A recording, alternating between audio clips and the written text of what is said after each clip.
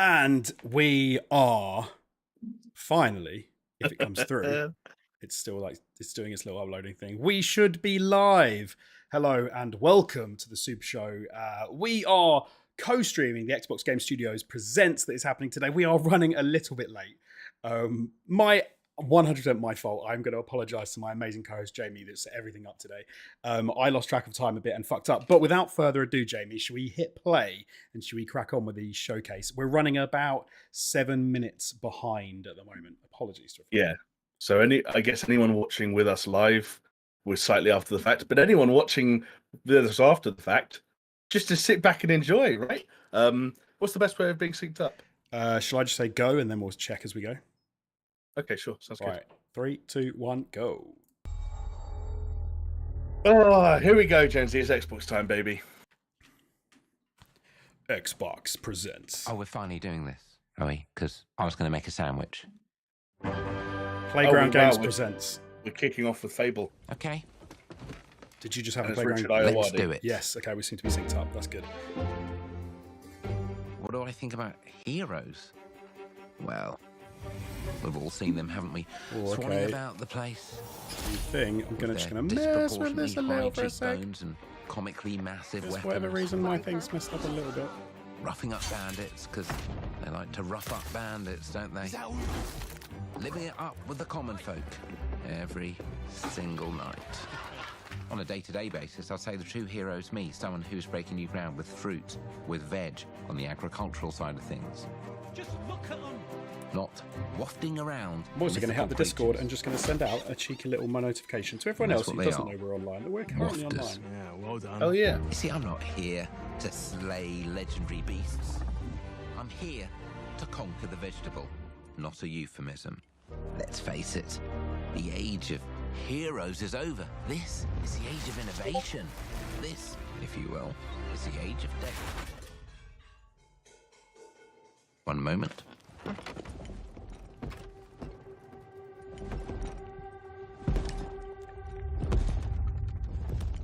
Ooh. This is awkward. Oh, it hasn't updated. That's annoying. It hasn't updated the. Maybe I can do that as we're doing it. That's an updated what? A thumbnail. Oh, yes, it has. Weird. Maybe it's because of the way that I checked it, but it says it's the old thumbnail, which I'm not sure what. It's updated on my phone, so I think you're all right. Okay. Fable. Weird, I need to watch that trailer back again later tonight. It's so odd when you wait to see something for like 3 years and it just sort of happens in a split second in front of you.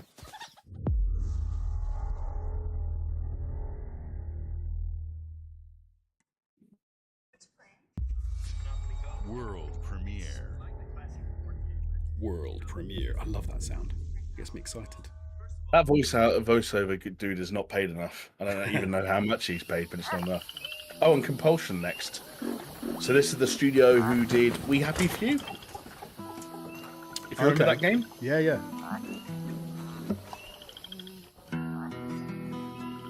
Everything okay stream-wise? You look preoccupied. I was just sending out the link on the Discord. Sugar. I'm going to give a shout out to Snifferbox, Classy Cat, RFJMO, Casually Filthy Gaming, Ben Smith, Antonio, Joel, and AI Imaginations, and Scourge of YouTube watching along in the chat. Hello, and thank you for joining us. Apologies for the late start.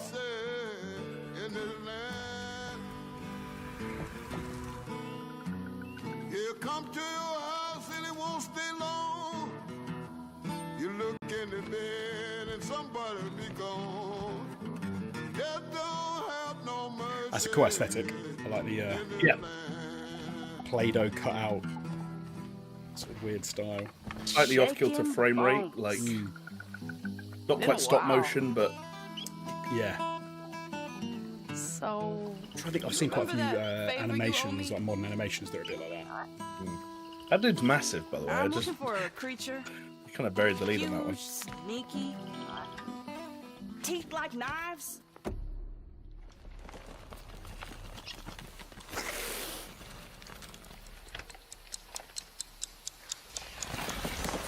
No. Well, hey, how about you guys? No? Nobody? not helpful. That's not creepy.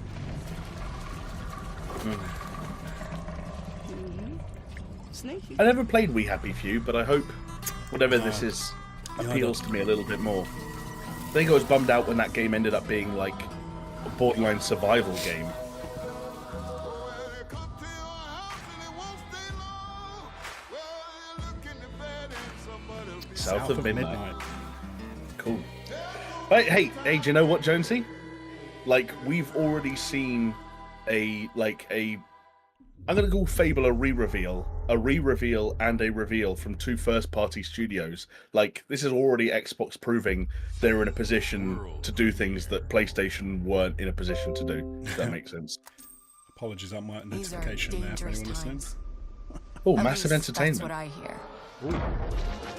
Oh my god, this is Star Wars. Ubisoft's Star Wars game. They're everywhere.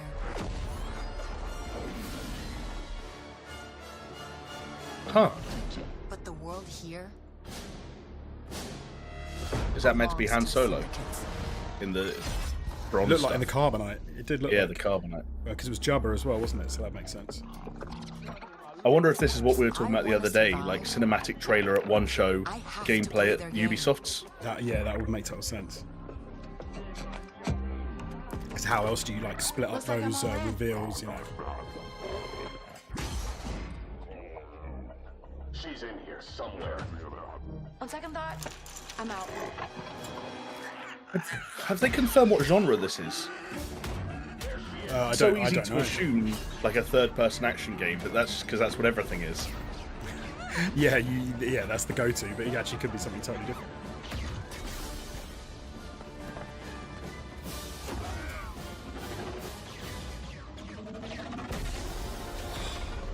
I've been held back my whole life. I love like the sound design on Star Wars. It's so iconic that just that Yeah. alone. Now, Totally. I just need a chance to finally be free. Like if this is a third-person action game, how do they differentiate it from way out, okay? Get off my ship, Jalen. the Star Give me a Wars chance. Jedi series? You're gonna have to trust me.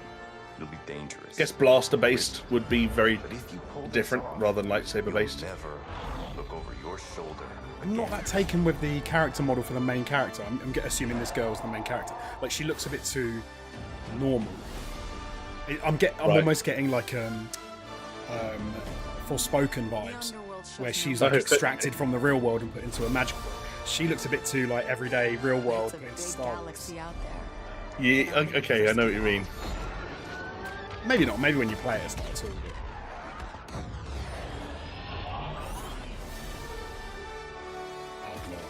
Outlaws. It's a solid name. Yeah.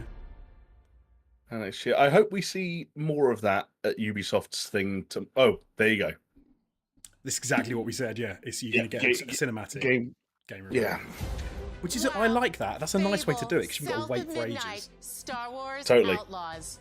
Welcome to our and it keeps first you ever like keeps you double engaged feature. as well for The these Xbox multiple Game events. Showcase, followed by a deep Yeah, dive absolutely, into one of the totally. most Makes perfect important sense. RPGs ever made. How many people are just Starfield. here for Starfield, and this is the Gaming warm-up show? is the most powerful of all entertainment. It's a It powerful position to transports, be it in. challenges, it So connects true. us. And So it's many just people were incredibly and awesomely on fun. board for it. That Yeah, is why once Team it Wonder Xbox said you is spoke it committed into to building existence, the Jamie, greatest with place the to play. cinematic and By the partnering gameplay. with the you most saw. ambitious of game creators, and by Like you said, unleashing the power it's of the a gaming perfect community, 1-2 punch for these enabling teams. all Like, of us to play the games we want with our friends. Makes sense. It makes total anywhere, sense. from mobile devices to PCs to consoles. The lineup You said they're going to we err have away for from you the today old is in the next just 12 months, didn't you? Because of how badly incredible. they failed on that before, which These makes a lot of are sense. the works Yeah. of I the think that's very fine. greatest They've creative moved on teams from around the world. yeah, and just it loosens We them up made a little this bit. show Like, for you. there are so largest, many most games engaged and so many globally studios that I diverse think we're fan going to base see in here Xbox today that have had history. actual projects You in the are works heart for and 3 soul of years. Xbox. Your passion like, drives us. don't and you are don't the hand like inspiration for the don't visionaries whose games you know we showcase create today. unnecessary From sort of me and all you know of the team at thing Xbox, confines that you need to fit thank within you. when it might actually inhibit the This quality of the next show. game Like, is there's from no need. Thunder It's almost like you the don't award-winning fulfill a studio promise, but behind if you didn't make the Spiritfarer, promise, you who've didn't gone need to back fulfill their it, combat and then people wouldn't be. Totally. It's with such an a strange amazing thing co-op, in that raid-focused respect. action game that is Yeah. uniquely theirs. All right, everybody. It's time. Cool. Spiritfarer was one of my favorite games of that year, so I really hope this is equally as fantastic.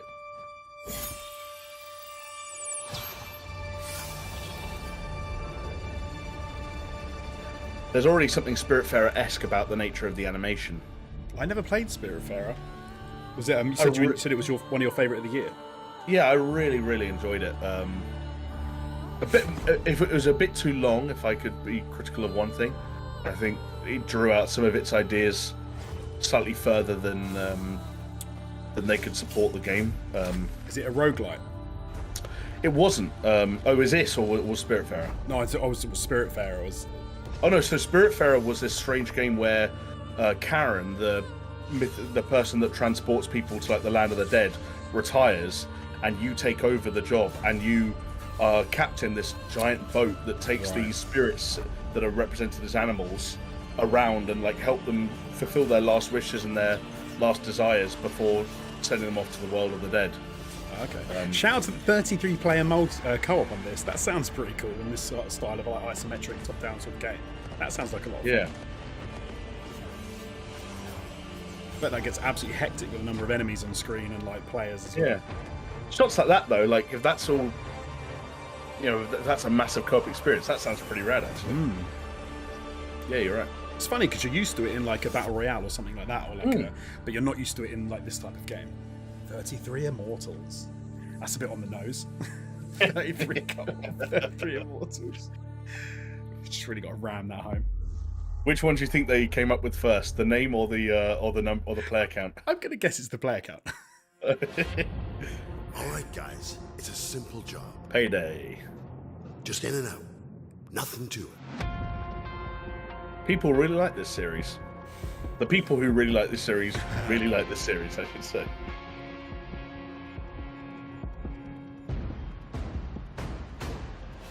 Everybody hit the floor.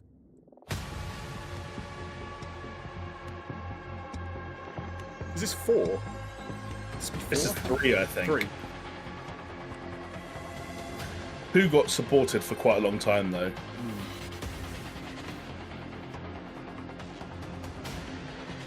Oh, little sentry gun. Very Japanese of them to decide to go with no sound effects on this one. All we need is music.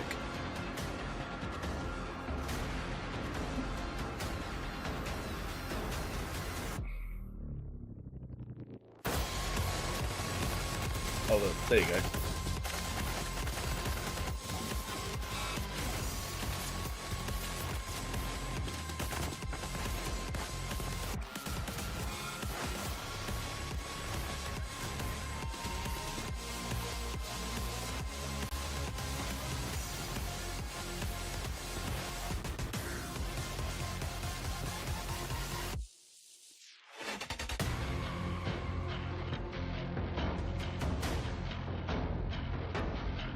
Game Pass, nice.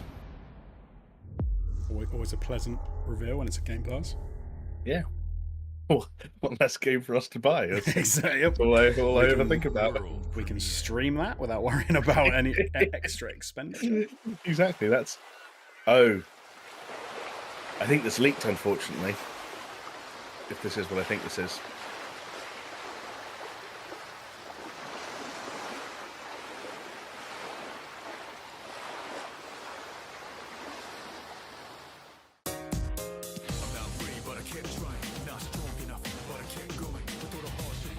What is this?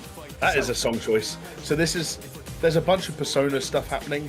There's like a new version of Persona 5, but there's also a remake of Persona 3. And Atlas accidentally put a load of stuff on Instagram after the Summer Game Fest show and then immediately deleted it. And the speculation was that they got Summer Game Fest confused with this showcase. Oh no. And put all their assets up too early. That sucks. So yeah, Persona 3 Reload that's a remake of Persona 3. And there's some Persona 5 thing happening as well, but I lose track of all the letters they put on the end of those games. Man, me too. I tried to play, I can't remember which one I tried to play. I can't remember. I think it would have been 5 on the PS4, right? Probably must have been 5. Or maybe but 5 Royal. I'm even playing it. I couldn't understand what was going on. I was like, I'm so confused. Yeah, I'll try them one day, but for now.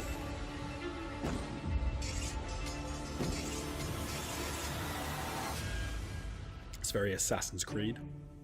Oh, Obsidian. People don't Is like this you very Avowed? much, do they? Sent here to the living lands by an emperor who couldn't bother to come himself. Cool. All guns. To investigate some plague that seems to be corrupting our very souls.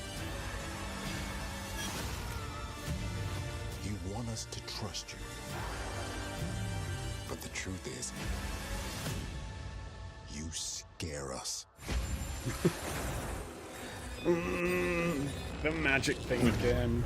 Come on, man. Like, why do they have to do the same, like, Doctor Strange magic hands in every magic game now? You wield. I know what you mean. You keep.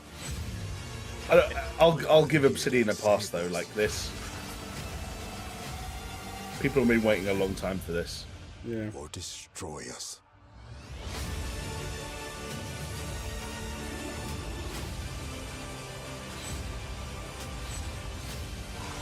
Like graphically, it's not mind-boggling, No. but you just know with Obsidian's chops and how long they've supposedly wanted to make this game for, that I'm sure like the storytelling and quest design will be top-notch.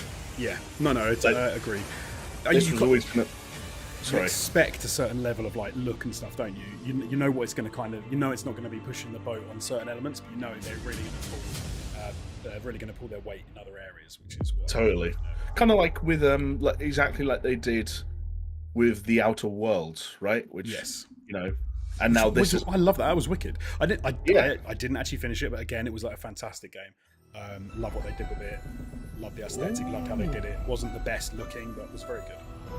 Sorry, Rare and I saw the Rare logo, then the Lucas logo. I was like, what the fuck is going on? But it's Sea of Thieves DLC.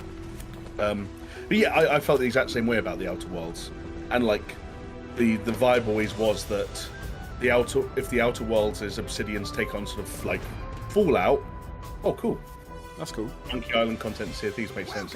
Then Avowed is kind of like Obsidian's Skyrim. So right. Wall to all rogues and scoundrels. So tell me, which ship is right for you? A big ship? A luxury ship? A ship with just a splash of je ne sais quoi? The legend of Monkey Island? You mean Governor Guybrush. But Threepwood's not set foot out of that mansion for almost a year. Hey, what do you think you're doing? I told you no autographs. So I see you have a meet and greet ticket. And I guess it's not every day that you get to meet the mighty pirate Guybrush Threepwood, the legend of Monkey Island. The Chuck has turned the memories of this island into a prison for Guybrush. Well, what do we have here? You need these. Things may be very different from the Sea of Thieves you know.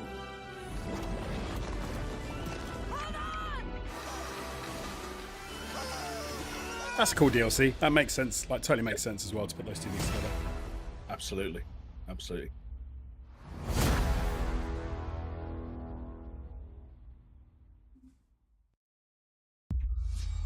World premiere.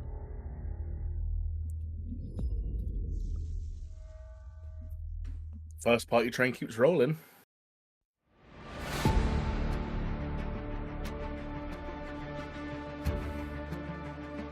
Sobo, okay. Ooh. This is a bit of you, Career Jonesy. mode, yeah. So this is basically the we've given you things to actually do DLC. Not just fly around. Right, exactly. This is cool though. Like, God, that looks sharp, doesn't it? It does look good. They did have like almost like a pseudo career mode in the last one, where you could at least have like it would give you missions to do in order to achieve goals, but to have an out and out career mode does sound cool.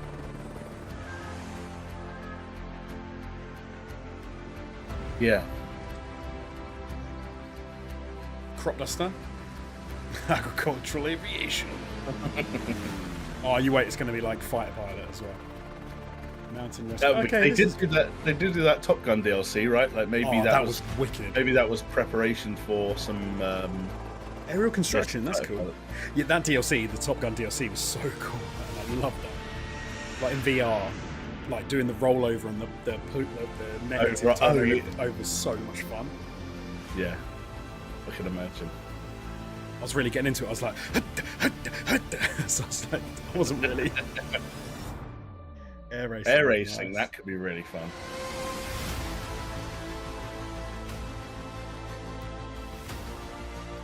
Oh wow! Okay, experimental flight.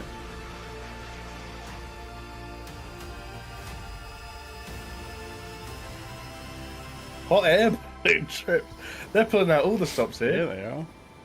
Anything you can do in the sky, you can do in the game. Game Pass 2, that's, yeah. Like the last one, that's wicked. Like that. I had to go with the Halo jump ship as well in that, which was quite fun. Nice. Yeah, you got some good, you got a good amount out of that game, I remember. Oh, is this June? Looks like June, doesn't it? I'm down for this. I've been looking forward to this. Oh, to Mike's Flight Simulator, you can fly the June button. June ship. That's cool, man. I wonder if they got sandworms in there as well. Fly without rhythm, and you won't attract the worm. Yeah.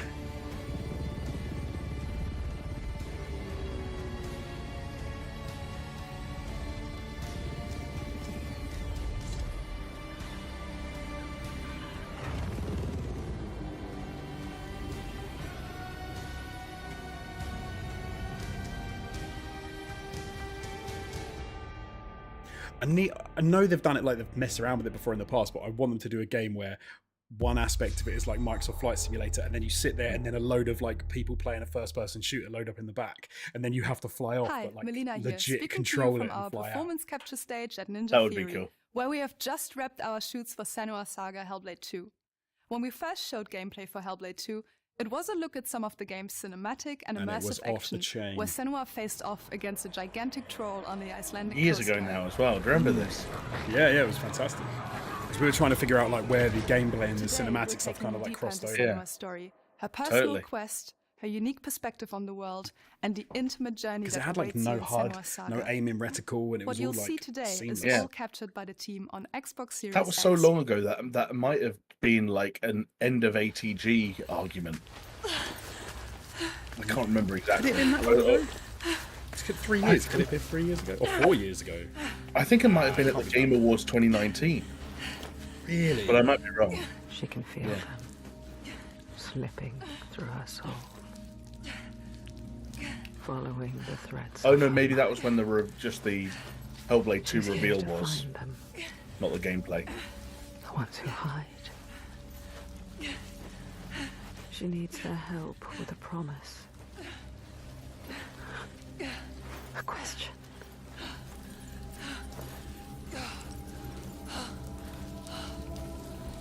But it's never so simple, is it?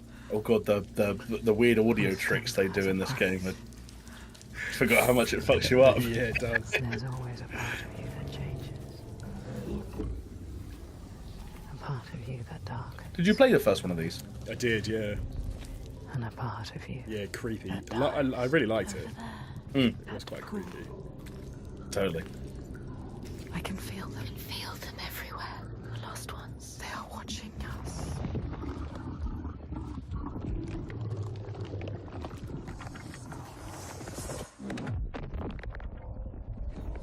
You should never have come here. They can see us.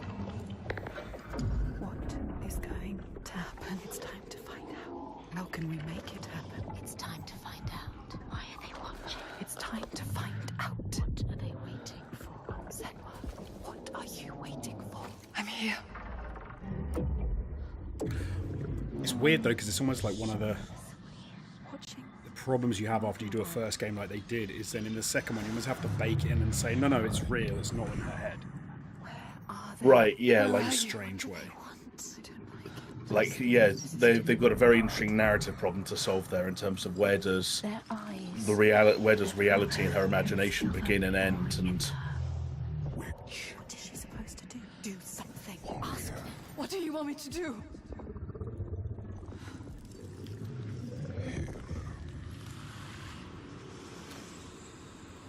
Our souls fought through hell to find us. You were lost. Not anymore. Are you ready for what you will find here? What we will find. What if it's all for nothing? What is that? that said, it does look like they are sort of upping the trippiness meter a little bit. Definitely. What You wonder if that's because after the success of the first game, if like budgets and stuff and team size and everything have grown to such a degree that they're like, we have to go balls to the wall for the sequel because the first one was received so well. Yeah, true. And it also like reaffirms some of their ideas, right? Like things that they were maybe like teasing or experimenting with in the first game. Maybe they can double down on now. For sure, yeah. Same reason. All the grief, all the rage, all the fear, Everything I've seen, everything I've done has led me to this place. We've come so far. not far enough. Say it. You are ready. Tell them. I am here. Now. What if we get lost forever? What will happen to them? What will happen to you? I will not let them down. She is ready. They know. Go. Who are these around you, Senua? Those you have saved, or those you led to death? Interesting. There were some rumors that could have been this year, but I guess not. Interesting choice for a trailer as well. Like after the last one was like pseudo gameplay, to then have this, which is pure cinematics, is surprising a little bit. That looked in-engine to me, right? Like, oh, I'm sure it's in engine, but like I would have thought you'd maybe see a little bit more, like maybe get like what you'll actually be doing, like, rather than a. Yes. I don't mean cinematic. I mean like a cutscene or whatever. yeah, right. No, and I agree. Is this a sequel to Like a Dragon? Is this not going to be the same one that we saw at Game Show? No, because the one at Summer Game Fest was the man with no name, and it was the guy who looks like Kiryu, and this is the guy from 8, Like a Dragon. I can't remember. Annoyingly, I can't remember his name. For 2 Yakuza games, maybe coming up. But he doesn't look like he's in Japan. No. Or he's definitely not in Japan. So he's waking up in like California. What's up, dude? Yeah, dude. Hang loose, bro.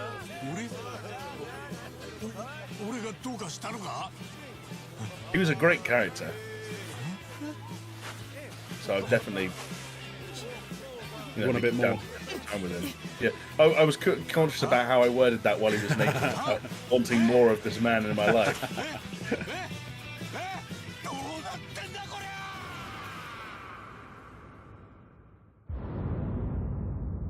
Yakuza Like a Dragon Infinite Wealth, I guess, or just Like a Dragon Infinite Wealth because they don't say Yakuza anymore. No, that was what they switched to, wasn't it? Like a Dragon. But the problem is that original game was called Yakuza Like a Dragon. I thought that was like the switch over name. It's complete. Because in Japan it wasn't called Yakuza, right? It was called Like a Dragon. It was called Like a Dragon, yeah. But what? Yeah. It's Fallout. promise plucked from post-atomic blight, the fruit of years That's the of Fallout Man, isn't it? progress and But this, what if this is just 76 content? Oh, don't say that. No, that's the most likely outcome for this. Like, you're kind of burying the lead a little bit if you when it is. Yeah, well, because these guys have an entire Starfield Direct to do in an hour's time. All right. They weren't going to announce a new Fallout in the build-up to that. Oh no, I was imagining more like, you know, when they announced the mobile game, like when you were in the Vault Dwellers. Oh, right. It was cool. I thought it was maybe something more like that. Yeah. And to be fair, anything like that would have been cooler than this. More 76 content. Jamie, maybe it's amazing now. Maybe you and Steph should give it another go. I mean, that's the fallacy we all fall for every time we see a new trailer, right? But that game had years by the time that live stream happened, and I mean, no one needs reminding of what we saw when we ventured in. So there you have it. Now you know. There's a million ways to make the wasteland your waste home. And when you hear adventure calling, when you're looking for some kicks, answer the call of Vault. I guess the interesting thing to me is that, like, they could have stopped support for this game by now and no one would have batted an eyelid. Game Pass. Oh no, see, Atlantic City coming soon, yeah. So they are making new content for it and they are spending time promoting it, which does suggest that, like, every year enough people kind of say to themselves, oh, I'll give it a go on Game Pass, and maybe enough of those people get hooked. I don't know. Surely. Otherwise, yeah, why would you not just get rid? Like, yeah. But Xbox have moved on from projects before. I remember Bleeding Edge? Capcom. Oh yeah, Bleeding Edge. Yeah, that was the Melee multiplayer game from Ninja Theory. The Xbox stopped supporting that in less than a year because no one was playing it. So Capcom has so much stuff going on at the moment, and they have their own showcase as well. I almost don't want to guess. The old-timey stuff makes me think could this be a return to like Onimusha or something? But it's probably a new.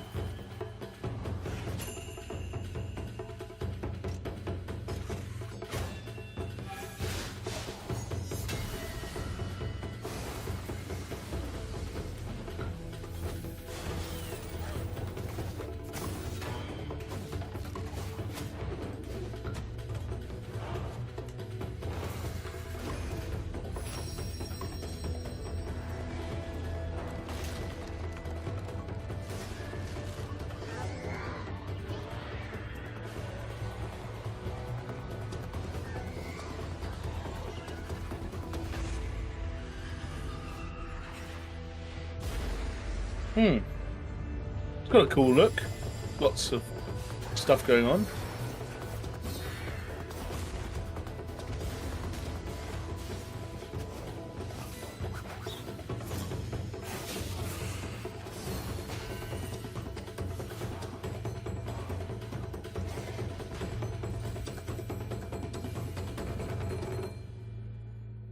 Path of the Goddess. Okay. I mean, Capcom have been putting in work for a long time now, and like they've gotten to the point where most of their franchises, like Street Fighter and Resi and Devil May Cry, are just in such good places that, you know, I'm excited to see whatever they do now, pretty much. Yeah, absolutely.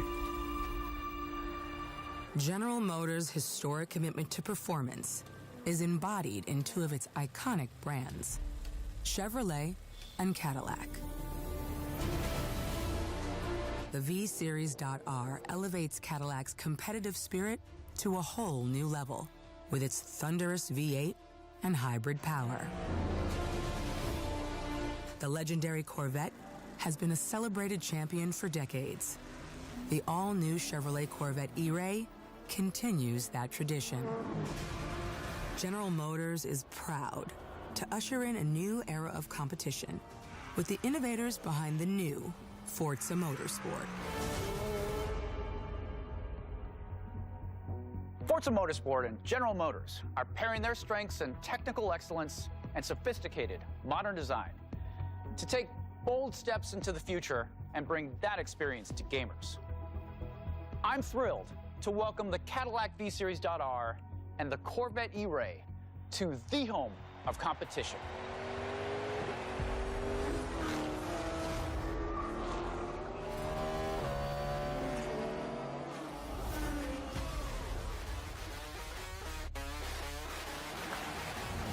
I know you're ready. You've got this.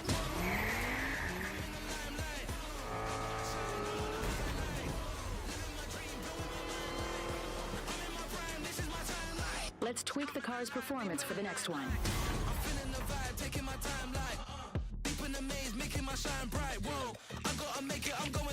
People love their car porn, Jonesy. Yeah, they do. So far, so next installment of a video game.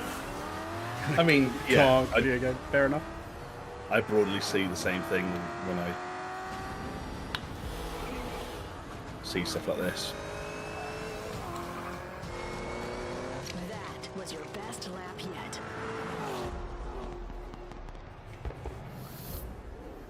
This is my timeline.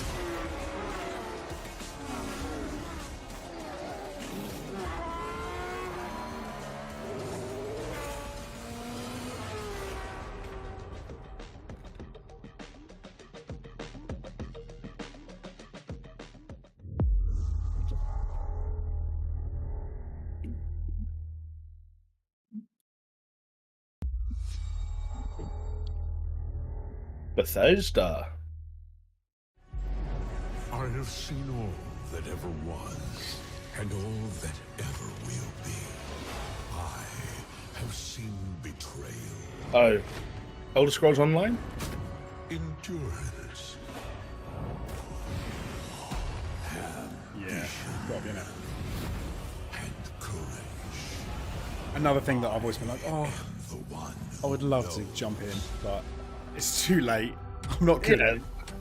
I'm never gonna. Exactly. If we haven't touched it after so many years, we're just never going to.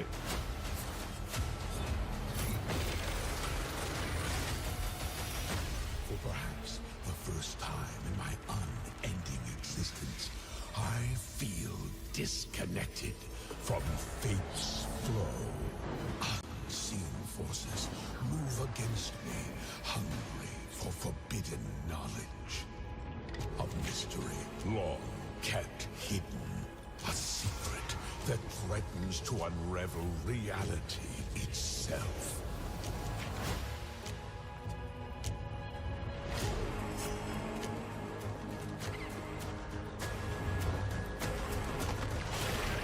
This must be the same situation as Fallout 76, right? Like, there must just be enough, you know, people that jump on boards every passing year that this like, makes more sense to me though. Like, I'd imagine there's loads of people that play Elder Scrolls Online. I'm surprised anyone still plays Fallout 76. Maybe that's unfair. Like, maybe I'm being really mean. No, you're right in that ESO never really had like the PR disaster that 76 had. Yeah. Either at launch or since. It's Sorry, one of those things we. Sorry, go for it. I was going to say, Mushroom's asking if you missed Starfield. No, there is an entire like half-hour Starfield extravaganza happening right after this that we will roll straight into. So stick around for some Starfield goodness coming up. CSIS Unit 37. Toronto is under attack by Null Sector. There's something different about Null Sector this time. I'm guessing you played, like, haven't touched Overwatch 2 since it first came out. They need our Exactly correct. Yes. I tried it. I said, I can see, I like it. There's a good time to be had here in the same way there was a good time to be had in Overwatch, and then pretty much just left it at that. Because it's Overwatch with some new maps. Overwatch with some new maps or some remastered maps, slightly different player counts, some heroes that I hadn't seen before, but that like. As if I didn't have Don't know. problems already. Is this just an Overwatch 2 advert though, basically at this stage? Because they cancelled or like announced that they weren't doing the single player content the other week. Reports of more attacks in other cities. Maybe this is like an event, like a new mode or something coming in for a bit or something. Maybe. Nice to play. Flashpoint. Yeah, that's just what's so weird is that you have this big, elaborate trailer with so many characters and obviously so many narrative elements, and then you get to the gameplay and it's like, it's just more Overwatch. Yeah. Which is all it's ever been. Oh, Jonesy, look, there's a firing range. There has been for a while, though. That's like, it's not something new, it's just a different firing range. What does story missions mean in that context, though? The world is counting on us. You wonder if they've carved up what they were going to do as like the individual character story pieces into like these little vignettes, maybe, that are playable, so that they don't just waste Maybe. work that they've done. Let's go. Yeah. It's confusing as someone who doesn't pay enough attention to what's happening to Overwatch, that's for sure. I saw that. Not bad. Right. World premiere.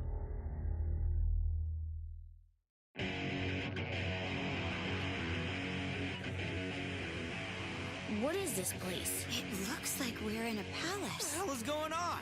Who are these people? No idea. But if they're attacking us, our only choice is fighting back. Hey, look over there! Can you get us out of here? So you're telling me you're thieves who steal hearts, and you just happen to stumble into this world? Maybe this is the Persona 5 you've been waiting for, Jonesy.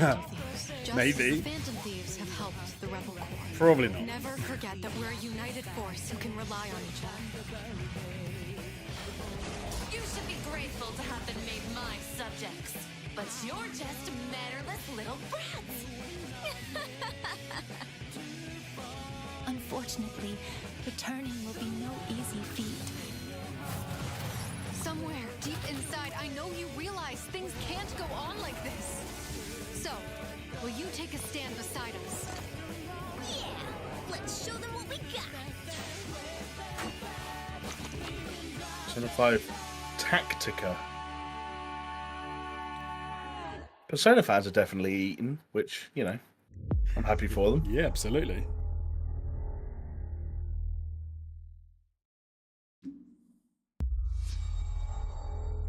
More Bethesda. I think. Oh, is this like a Starfield? They're going to chuck so something weird. in. Yeah, yeah. I suppose it would be weird if they didn't have anything Starfield before this, and then you finish the show and went, can't believe they didn't show any Starfield, and you like logged off. Yeah, it's like close the stream in anger. They need to put a little thing, be like, there's an entire direct in 30 minutes. Yeah, like if that's all you got. If you were like, I can't believe they've done that. This game is meant to be out in September.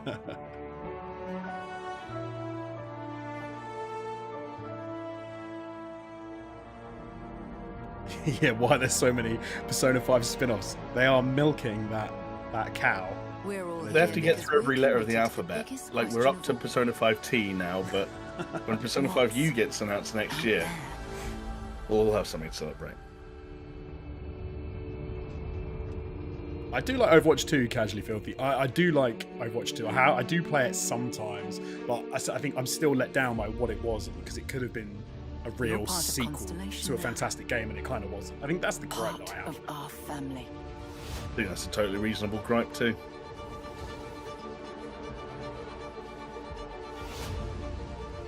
We do not fully understand all that is at work here. No finer group in the stars to be unraveling this mystery. I'll follow you from here on out, Captain. Protect the pilot. I love this part. Imagine like just the out and out rip-off Titan. Like, everyone likes Titanfall. Titans is rip-off. Everything we've been looking for. Another great secret the universe is asking us. Don't hate me. But all of this stuff that I see, I'm like, I can't wait for this game. It looks amazing. But then, having played a lot of Bethesda games in the past, I'm like, is this how it's actually going to play? That's a totally fair concern. And the answer is probably to a certain extent no. Whatever lies at the But end of this the other way thing that is somewhat reassuring is that will change humanity. for as much as like Fallout 4 wasn't perfect, Fallout 4 was still very good. Very true. That is so true. Yeah, I'm not being mean on it yet. What's cool as well is I've been watching Foundation recently on Apple TV, and this kind of like we belong. I'm feeling those vibes, that sort of like Asimov's sci-fi vibes. Gotcha. Yeah, I'm sure. I've got a feeling. Yeah, the Asimov stuff must have been a big inspiration for that series of books. I guess the other reason you do that is so that you actually have like a open and closed like trailer that can get shared around and collect views on YouTube, like rather than just a half an hour thing that some people just won't watch. There is a consumable trailer that's out there in existence. No, that's a really good point. Yeah.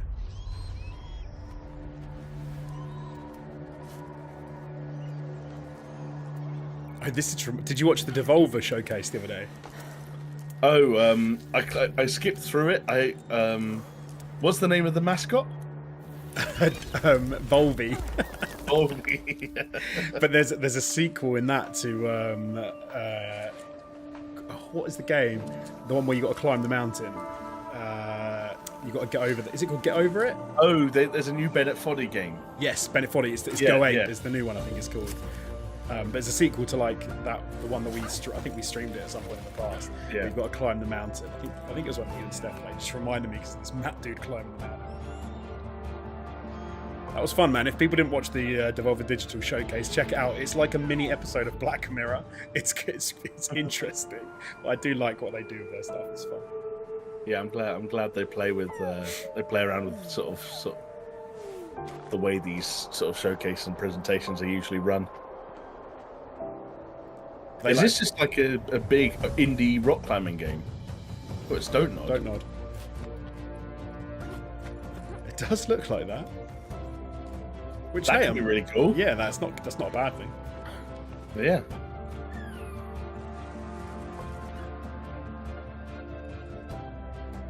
Even if it had some weird like Bennett Foddy's getting over it like controls, like put limb by limb movement and shit. Like it reminds me of. Did you ever play Grow Home, where you played that robot who had to like climb up this gigantic plant and collect crystals? No.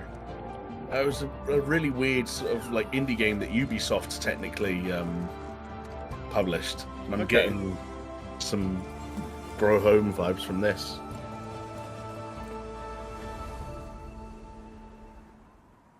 Jusant?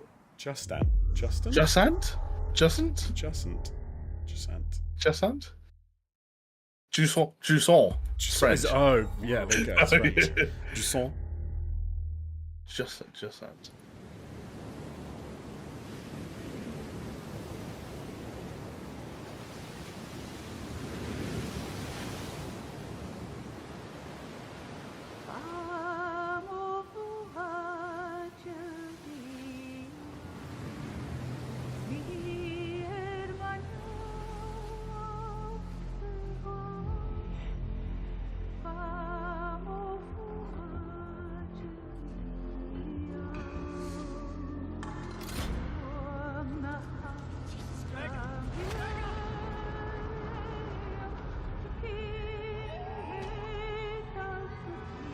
Oh, when does it go horror?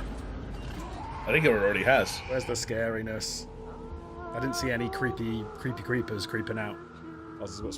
You never show the monster too early. That's true. Still wakes the deep.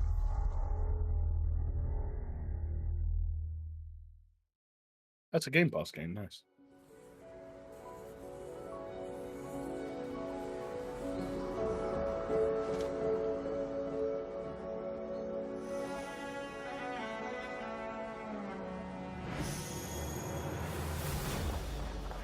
Oh, look at this art style. That's cool. And look at that frame rate. It reminds me of some of the animated shows my kids watch. It's a bit like some of those. Nice. New day, new dungeon.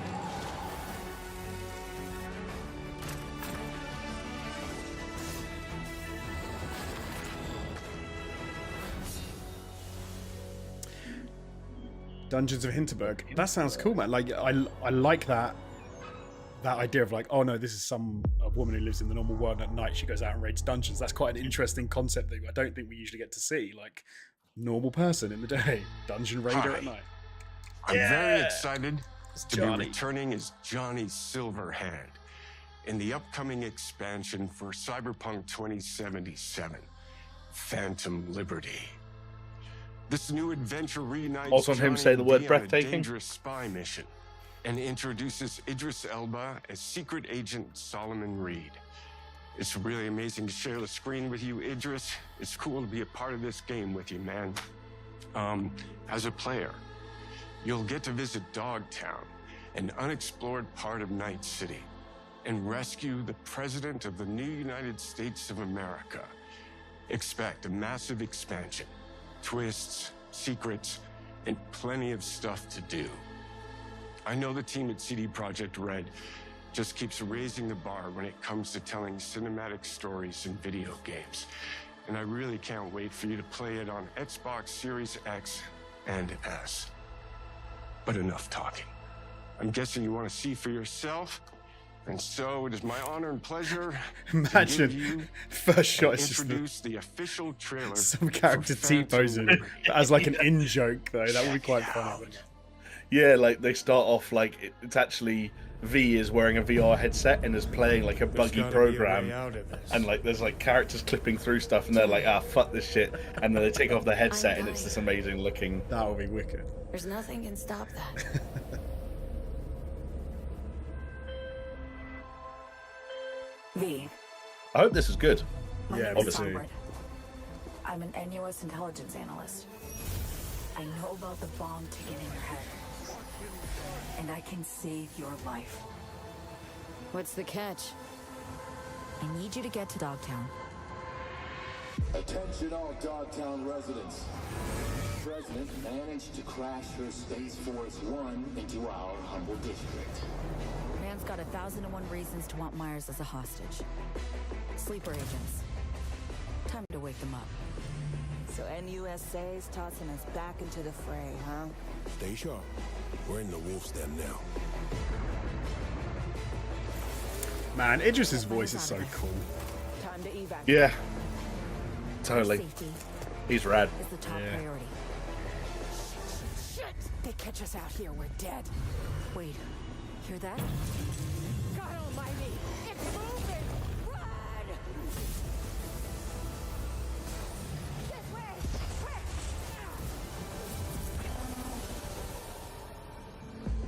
Someone ratted us out. You know, V, treason ain't ever black and white. It's a charade, V. Wherever she goes, people get hurt. Bodies drop. Just want what Songbird promised me. The cure. The situation's changed. Need to know if you're with me. Illusion of freedom draws in the desperate. Pick your truth, V. Come on, got iron in your hand. Gotta put it to someone's head. Pull the trigger. If I don't do anything, and do it soon, I'll die.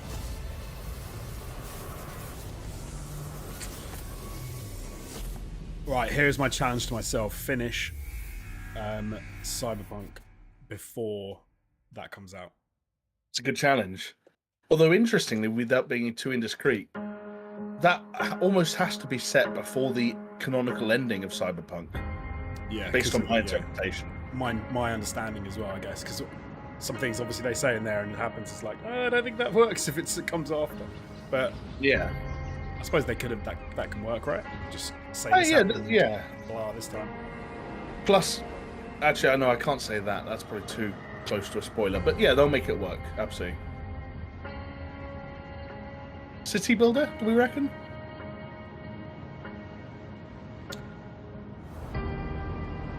Is there a new City Skylines to like on the horizon? Or have I made that up? No idea. Ask.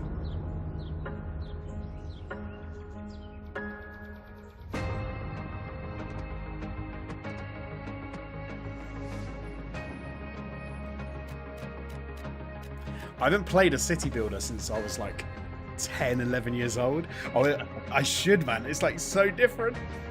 Were you a SimCity guy back in the day? Yeah. Like, and like then, I thought it was amazing then. Like, it's like, it looks so real. It's so clever. Like, yeah. And it was nothing like this.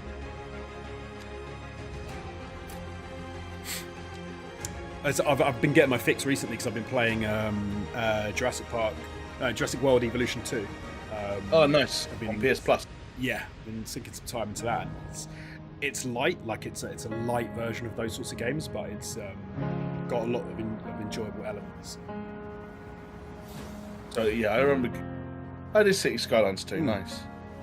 That first game was really well received, and yeah, likewise I remember that Jurassic World title. Like I remember people like them, right? Both of them. So yeah, I think how does it play on PS5 with a controller? Yeah, it plays fine. I mean, there's a couple of times when you use mouse and keyboard obviously make it easier, but I haven't reached any points where I've sort of got frustrations with using the world controller. Premiere.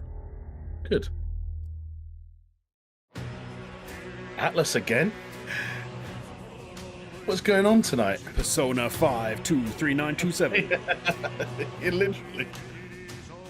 僕を覚えてるか？国民の信託を最も集めし者が次なる王となる資格を得るものとする。陛下のお命が奪われるなど。汝定めを課せられし子よ、憂いを抱える旅人よ。こいつが俺の凱旋者だ。果たして誰が次の王か。己自身に命じなさい。内なる英雄の姿に変われと。真の王を志すならば打ち勝ってみせよ。僕のいる世界の出来事は君にとっては絵空の子。まさか人間？この国は今有史以来の危機にさらされている。どうやら面白い力を手にしたようだ。主君に捧げると決めた覚悟そのものだ。これこそ人間の真実だ。道は二つに一つ。またあったね。やはり君は興味深い。今こそあんた自身がそうなる前正義かどうかじゃない。誰もが恐れと不安に負けそうで。理想を貫け。何が正しいのかわからない。全ての始まりはあなたの持つ小説。幻想はただの絵空事なんかじゃない。Was it metaphor? I just saw Refantasio. Yeah. Refantasio? Metaphor Refantasio. Must be so powerful when you know that you have so much, like such a big fan base as a developer or publisher. You can fucking call your game anything, and people will buy it. It's one of those things where you're like, oh, in their native languages, all these like games often probably sound really cool, and then you translate it to English, so it comes out quite weird. Or Italian. They just stick with it. Fantastic. Well, yeah, I guess so. Our people's only means of survival is to seek sanctuary here, in the Belfry. The Belfry, Jonesy! The Belfry! Get to the Belfry. To find the origins of this evil.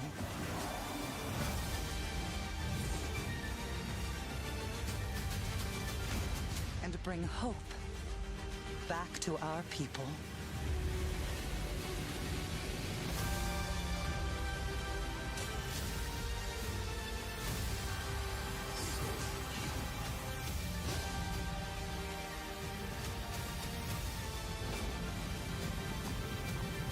You know, it's cool to see an art style or a treatment like this applied to a sort of side-scrolling beat-em-up, which I feel like a lot of people are trying to either overly retroify or overly modernize the genre. So to see someone go with a very pointed and specific look, Towerborn. It's a bit, definitely a bit Zelda on the old art style animations of some of the. Yeah, there's a bit of that. Yeah, enemy design. Yeah, totally. Yeah, that's fair. Like, you know, why not? Link's Rejects.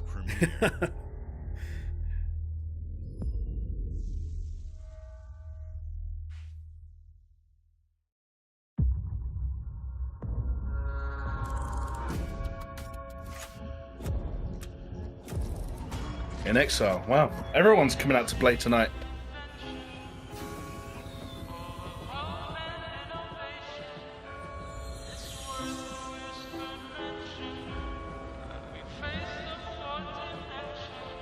This city is a miracle of progress.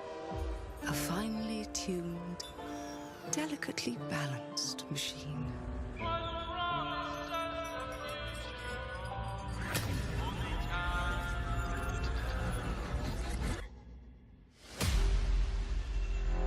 But it only takes one rebellious little gear to ruin everything.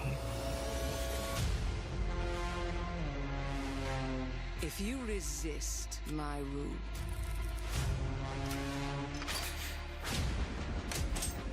if you alter our past, Some Bioshock Infinite vibes almost. Definitely. threaten what I It's funny because I've been playing some of the Lies of P demo and seeing some of the Clockwork stuff as well. It's making me think of that too. space or time. Totally, yeah, like that steampunk kind of. Yeah, no, Bioshock definitely.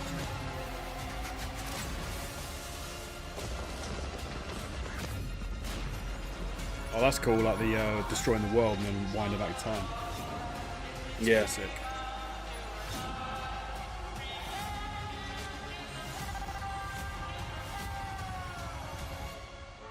Oh no. What did I do? Any last words before my friend puts one in your scalp? Oh, that's interesting. I wonder if that's almost going to be like Dead by Daylight, you know, where you can go back and do something, change something you did in the past to change the outcome. It's Dead by Daylight. It's Dead by Daylight, isn't it? Where you have the chapters and you can change what you did, and then you get Today a is a special day. Dead by for me Daylight's and the team. multiplayer horror game. I'm with excited Cage. to see 11 games Yeah, but is that one? Or from am I our thinking of a different first-party horror? studios.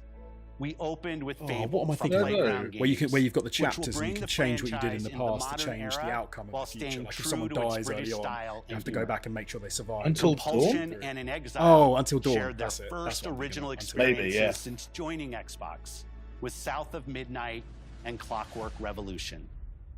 And we are thrilled at how Avowed is shaping up for release next year from the RPG masters at Obsidian.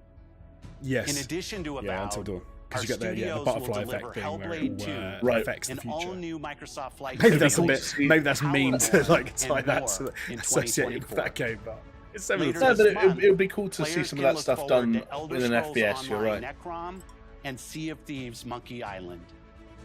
As we look to holiday, we will launch Starfield and Forza Motorsport, both built for Xbox Series X, S, and PC.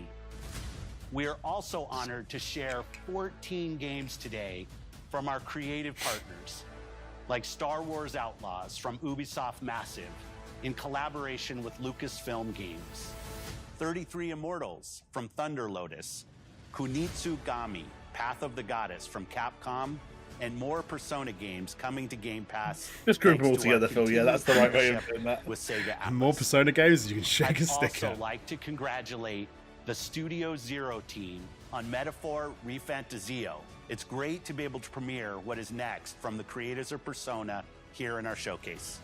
We are focused on putting our players and game creators first in everything we do. No matter if you choose to play on Xbox, PC, or over the cloud, all gamers are welcome here What do you at reckon? Xbox. One or two more things, or is this the wrap up? When it comes to our consoles, we have heard your feedback. I wouldn't on be surprised two if this was the fronts. wrap up and then we go into First, Starfield. we have like, significantly and increased they don't our have a supply big thing of because of Xbox Starfield. Series X, Mm. making it easier for fans to find globally. Second, we know you've wanted more storage with Xbox Series S, and I'm excited to share we have some news there as well. Actually, now I've changed my mind because you end a showcase with upgraded storage. Yeah. There has to be one more game now. Oh, and one more thing. If you want to put something on the storage, here it is. Yeah, exactly. Like, it's great for Series S users who just want to load up their console with Game Pass titles. And having a black Series S creates some consistency across the brand. Totally, sure. But that's I think you do at least one more game if. Well, but wishful thinking. I don't know. I'm gonna stop talking. And now for the one more thing you've all been waiting for. Prepare for the most comprehensive deep dive you've ever done. That's what I said. I said. Yeah, you were right. The whole. So sit tight and enjoy Starfield Direct. Because I feel like the one more thing would have cheapened Starfield, so like I kind of get why they didn't. Because their one more thing is a half-an-hour show about Starfield, or however long it is. Yeah, I think it could be longer than half an hour based on. Oh, is it? Oh no, 10 seconds. I thought it was going to say it's in 10 minutes. So I was going to be like, you bastards. Actually, no, that would be good because we could sit and chat about what they've just shown for like the last exactly. hour. But no, that's cool.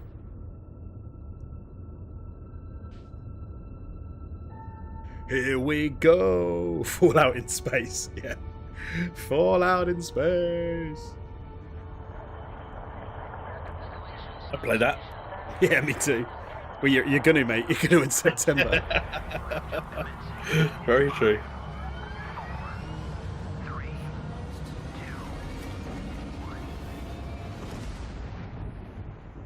Hey everyone, thank you so much for joining us today and welcome to Bethesda Game Studios.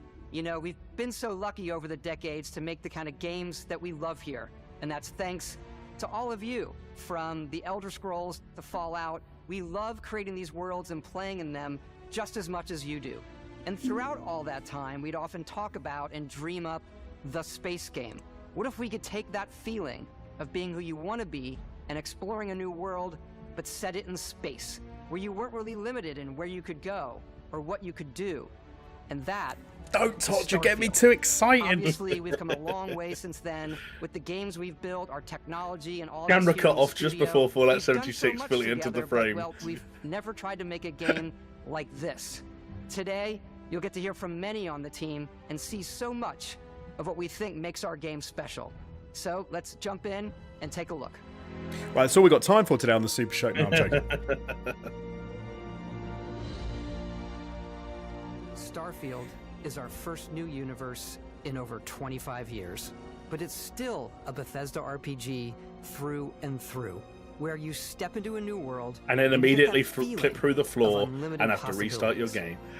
But this time, but Jamie, can you meet up with your mate on the world? Because it's not multiplayer, but it's the same world, so you can meet up and then you can see each other. I really need Todd Howard to go on a late night talk show and clarify the multiplayer capabilities of the game before I can say. And it wasn't until now that we had the technology to create it. From the rocks at your feet to the mountains in the distance, to the people and creatures that live in these worlds. That isn't just a backdrop. That moon is actually there orbiting the planet. Yes, you can visit it too.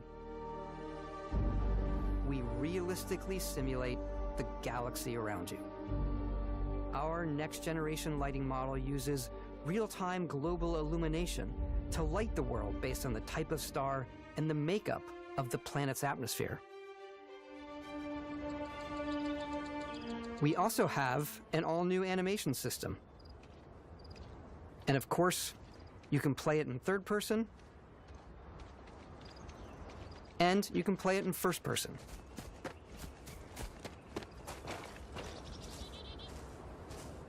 We love exploration and rewarding it, but you do explore differently in this game given its scale. That usually involves exploring an area you've landed in. You can collect resources, do a mission, and maybe even stumble upon something unexpected. Mate, they've remade No Man's Sky. It's extremely No Man's Sky. Apart from this part. Yeah, this is a bit different. Fair enough. I was starting to get a little bit worried. The shooting still doesn't look as maybe chunky as I'd like it to.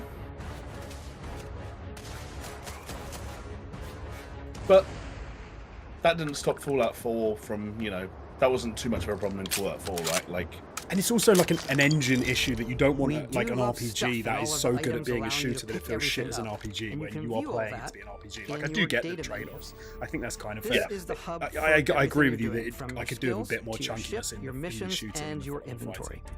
We love to pack a ton of The detail way he was in jumping though every looks object, it looks from like all you're of going to your have like weapons differential to gravitation on different spacesuits, planets and stuff, which that's a really to cool food. idea. We just obsess Yeah, over even the way their details bodies and ragdolled food. We looked like obsess over food. planet's gravity wasn't When you're done that comparable to exploring, Earth. you can walk back or fast travel to your ship. We have companions and crew you can take with you. I left Vasco here back at my ship. Welcome back, Captain Howard. And he can even say your name. Come on, Todd. Let's How head much out. can I customize my ship? That's what I need to know. Can I do cool shit to my ship? Our mission was to convey the wonder and majesty of space exploration, to evoke the romance of the golden age of early spaceflight. And we've been referring to this approach as NASA Punk. This means a design language where the tech is advanced, yet still looks grounded and relatable. For us, it's that contrast. That's where the visual interest is. Obviously, the NASA, which is the rigid, hard function over style, and then Punk, which is all about style. You can see that visual style. Even if it is just like a really high-end take on the No Man's Sky formula with this look, like that's still kind of That's what you wanted out of No Man's Sky, idea. right? Exactly. Yeah. No Man's It's Sky was still- so close to it. Where everything is Yeah, it's still that spacefaring dream made real. Alrighty. What's the plan, Captain? Yeah, like This that is does your not look star No map. Man's Sky It at all, starts does it? with the That was planet so- you're currently on. That's what you want. You can see all of its info and resources. You can choose a landing spot or fast travel to known locations. Backing out further, you can view all the planets in the system. Obviously, the game is big, and it's here you can see planets that have key locations, missions, or life on them, versus the many planets that are barren but resource heavy. Zoom out even further to see all the systems in this part of the galaxy. Here, you can plot a course to ones that are light years away. This uses your ship's grav drive to fold space and jump to these systems. That's full No And Man's you will Sky, need to right? upgrade your ship and skills if you want to jump to the most distant ones. But for now, It we'll is not plot a course to that the Alpha dissimilar. Centauri system, where we can find the city of As long as they don't say there are trillions of planets and it's all procedurally generated, then we're okay. As long I as mean, the way he described the idea of barren planets full of resources did suggest to me that, like, there's going to be a lot of procedurally generated emptiness. that's fine. That's okay, as long as everything's not procedurally generated. Yeah.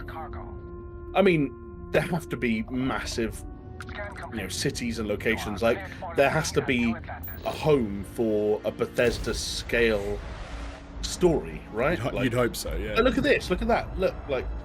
Yeah, like that doesn't look procedurally generated. Procedurally. It can't be. Yeah, like that has. As soon as you land in a city like New Atlantis, There you your go. eyes are guided upwards to Yeah, just okay, this that's fine. boundless. That's what I was How hoping many, for. how many comparable It's the to biggest cities city we've ever made. are there Not just in size, but also in the across amount of custom art, the solar system or whatever they crowds, want to refer to it and as? quests. So the main focus when we're designing a city is obviously what supports the story. We try and tell as many small stories as possible. This is a Colony War memorial. It's a few moments of gameplay that make the space feel like it's full of real characters that are going about their day-to-day lives. It's paralyzing if you really stop and think about it. Buddy, it's coffee.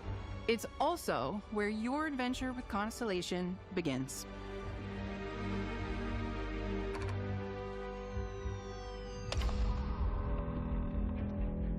Welcome to Constellation. We have a lot to talk about. By the time you meet them, Constellation is sort of seen as this mythical group. Most people don't even know they exist anymore. They're the last true explorers in the galaxy, and they're trying to find the answers to some of humanity's biggest questions.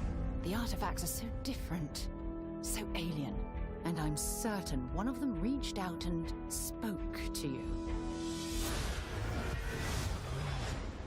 The artifact, if you could place it on the table here. Oh my god, look at how it's coming together. That means there's a set built by an intelligence outside the settled systems. It's definitely an eclectic cast of characters. You've got Sarah Morgan, the ex-soldier and adventurer, now Constellation's leader. Mateo, the theologian who believes that there's definitely something else out there. Noel, the gifted scientist and Sarah Morgan's protege, and Walter, a very successful businessman in the settled systems and Constellation's financier. Anything goes as long as you have the money. There's also Vlad, the ex-pirate, Sam Coe, the former space cowboy, and Barrett. You know what I hate about these pirates? Fuck's a space cowboy. Completely resistant to my otherwise. He literally had a 6-shooter and a cowboy hat. The journey you take with Constellation is just the first of many you'll embark on. He rides Space The Horse. Systems is home to all kinds of different stories. Catches people with a space lasso for adventures space you to bounties. uncover. He's like the. Is it Lone Ranger? Not Lone Ranger. There was a show when I was a kid where they rode like metal horses and they had like cyber dudes, but like cowboys. The United Atlantis, Alpha Colonies Centauri is where system. you'll find New Atlantis, the first major human I'm excited to see the settlement different in like space. factions because you know often Bethesda games like you people can join who different live factions. here You can join these guys, value that guys. law, It'd be discipline, interesting to see and how the they've legacy of put that into humanity. this game They because can you consider become like a themselves space the true pirate? children Can you of become Earth. like a You you ever know think of joining mix up and with the match and Vanguard? change Help the United aesthetic and Colonies, everything even and get how you what your decent missions you're citizenship? doing around the New galaxy. Atlantis isn't the only city It within would be cool the if they United went Colonies. and explored some of that direction. The city of Sidonia I mean, Fallout on 4 had Mars a to fair this amount of that day stuff, serves right? So as the largest mining facility for the United Colonies.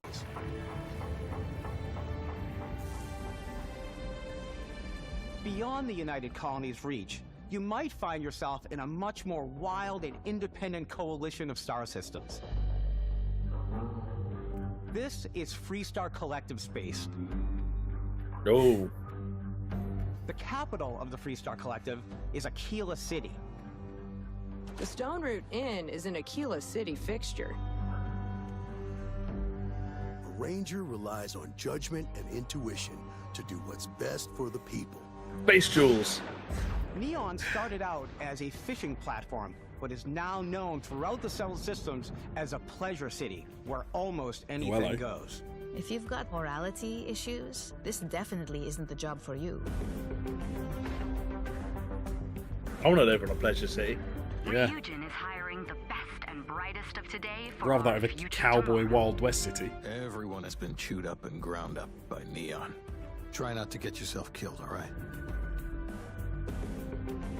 Outside the bounds of civilized space, there are still plenty of unclaimed systems to explore, but these areas are also home to the most hostile factions in the galaxy. The great serpent hungers. All heathens shall be made dust in time. A new face. Is this the face of a brave runner here to challenge the Red Mile? They think the galaxy is theirs. They are wrong. It belongs to the Crimson Fleet. It always has.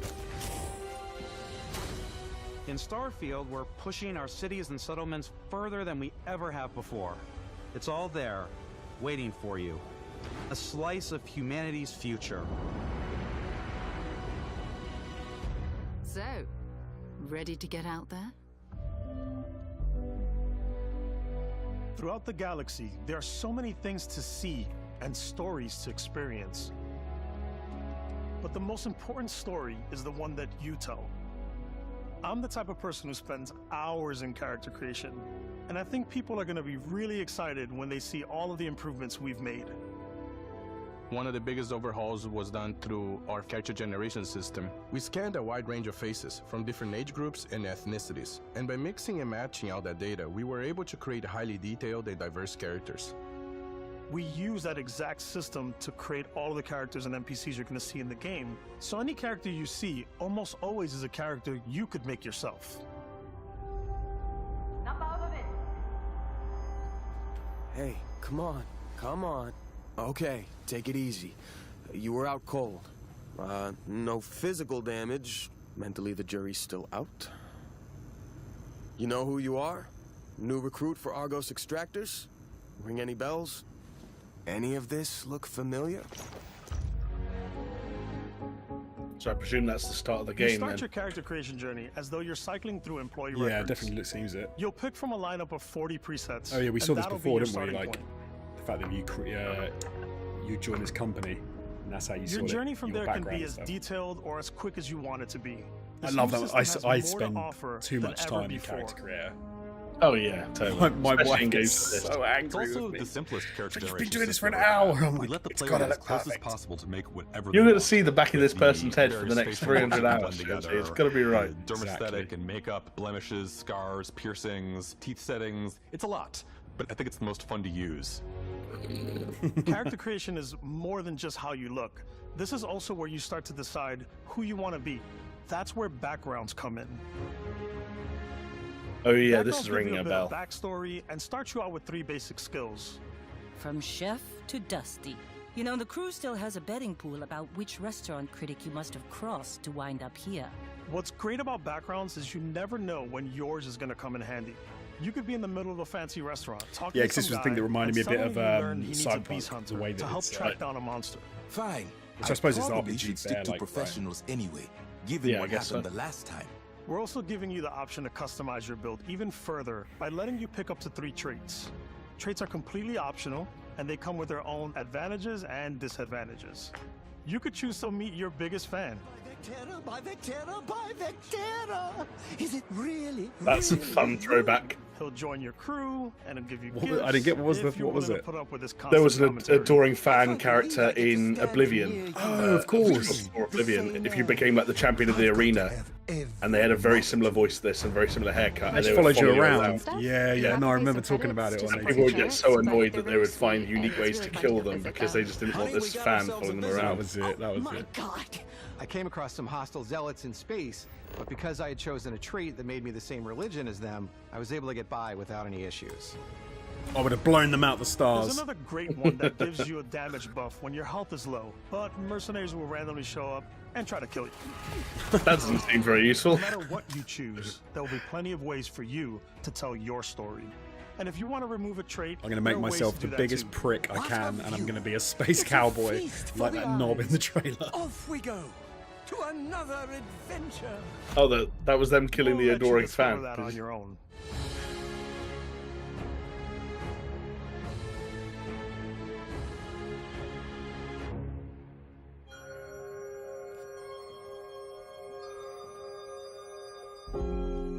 Once you've built the perfect character, that's when your journey can really begin.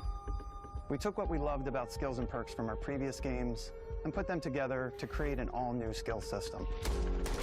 Each time you level up, you get a skill point, which can be used to unlock or rank up skills. Curious. Never heard of Ranks such are a unlocked system. by completing challenges associated with that skill. Challenges become increasingly difficult as you work your way to higher ranks. With our 5 different skill trees and 4 ranks per skill, there's a lot to choose from. I like the Xenosociology skill because it lets you mind control aliens. Boost pack out of the gate. I'm boost packing everywhere.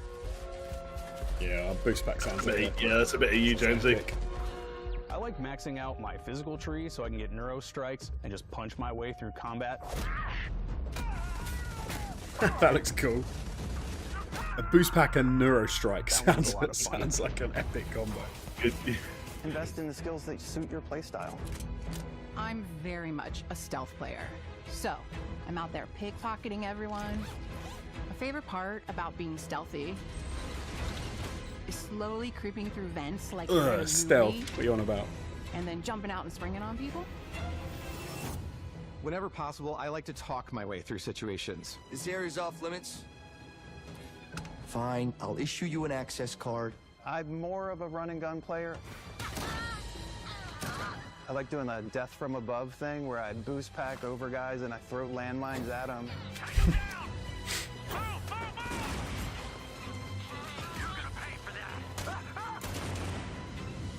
I like blowing stuff up. Yeah, good man.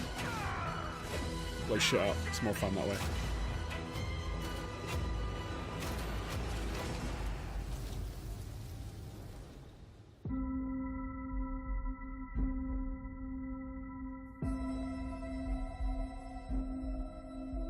Exploration is a key aspect of all our games.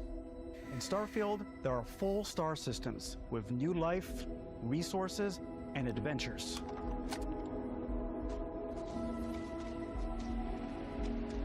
our team worked hard to strike a balance between fun and realism. We studied data from NASA and a multitude of other sources to help us make the world feel believable. From the way we approached planetary atmospheres to the way we placed biomes based on the planet's distance from the sun. Once we had created a grounded world, we could start looking at all the things that make that world fun. When you leave a planet and head into space, you'll be navigating asteroid fields, having chance meetings with interesting strangers, dogfighting in space, and exploring derelict ships.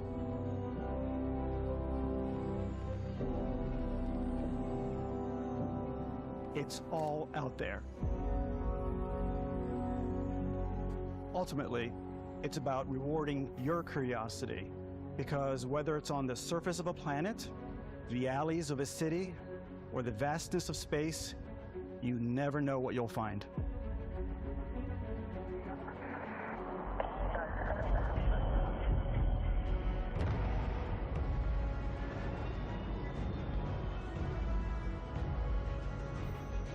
Okay, so you can change ships and stuff. I wasn't sure.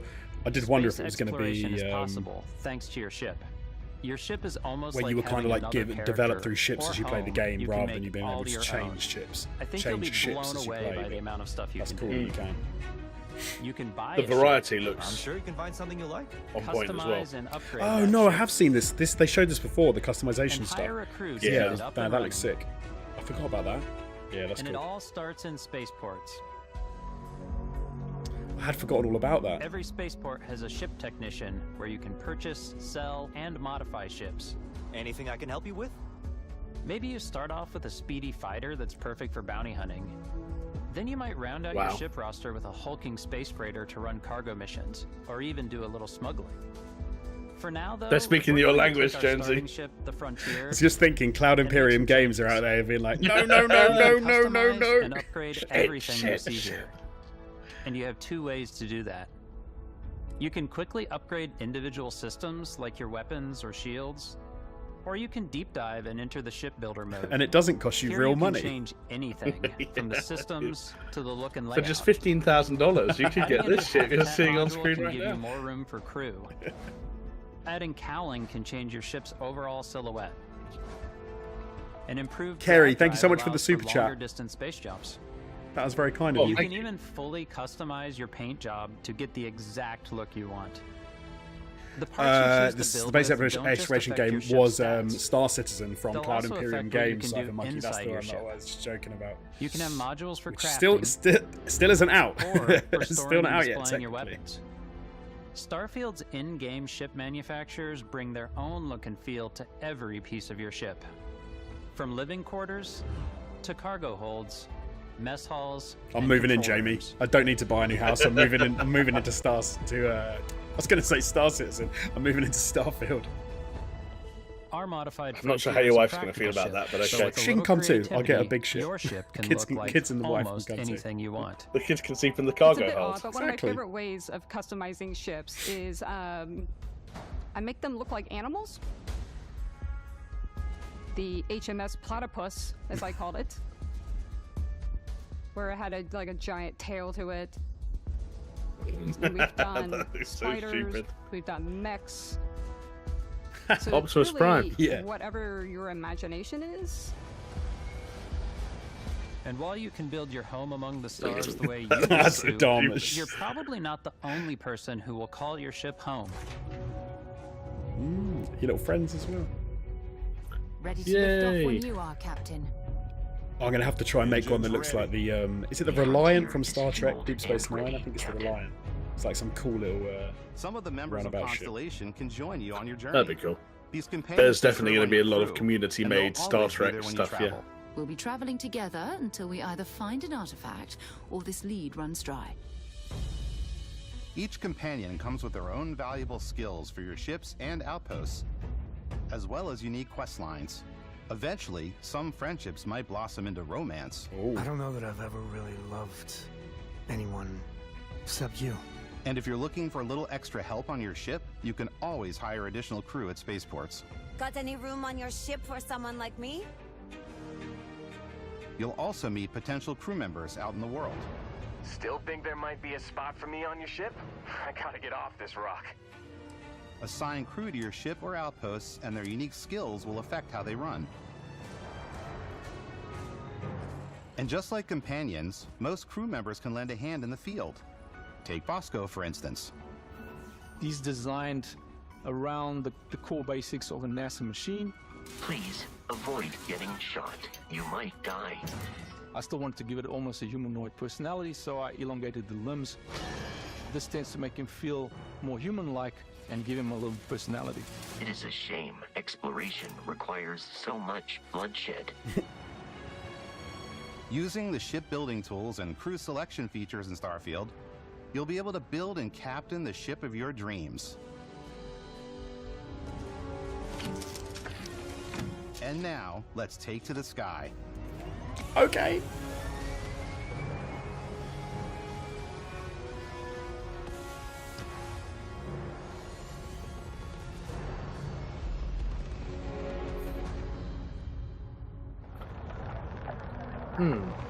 I wonder if it always has a cutscene, or if there is a entirely consistent first-person spaceship. ground to space. Pretty much anything. Travel. And that is It's a really good cool question. for us as developers.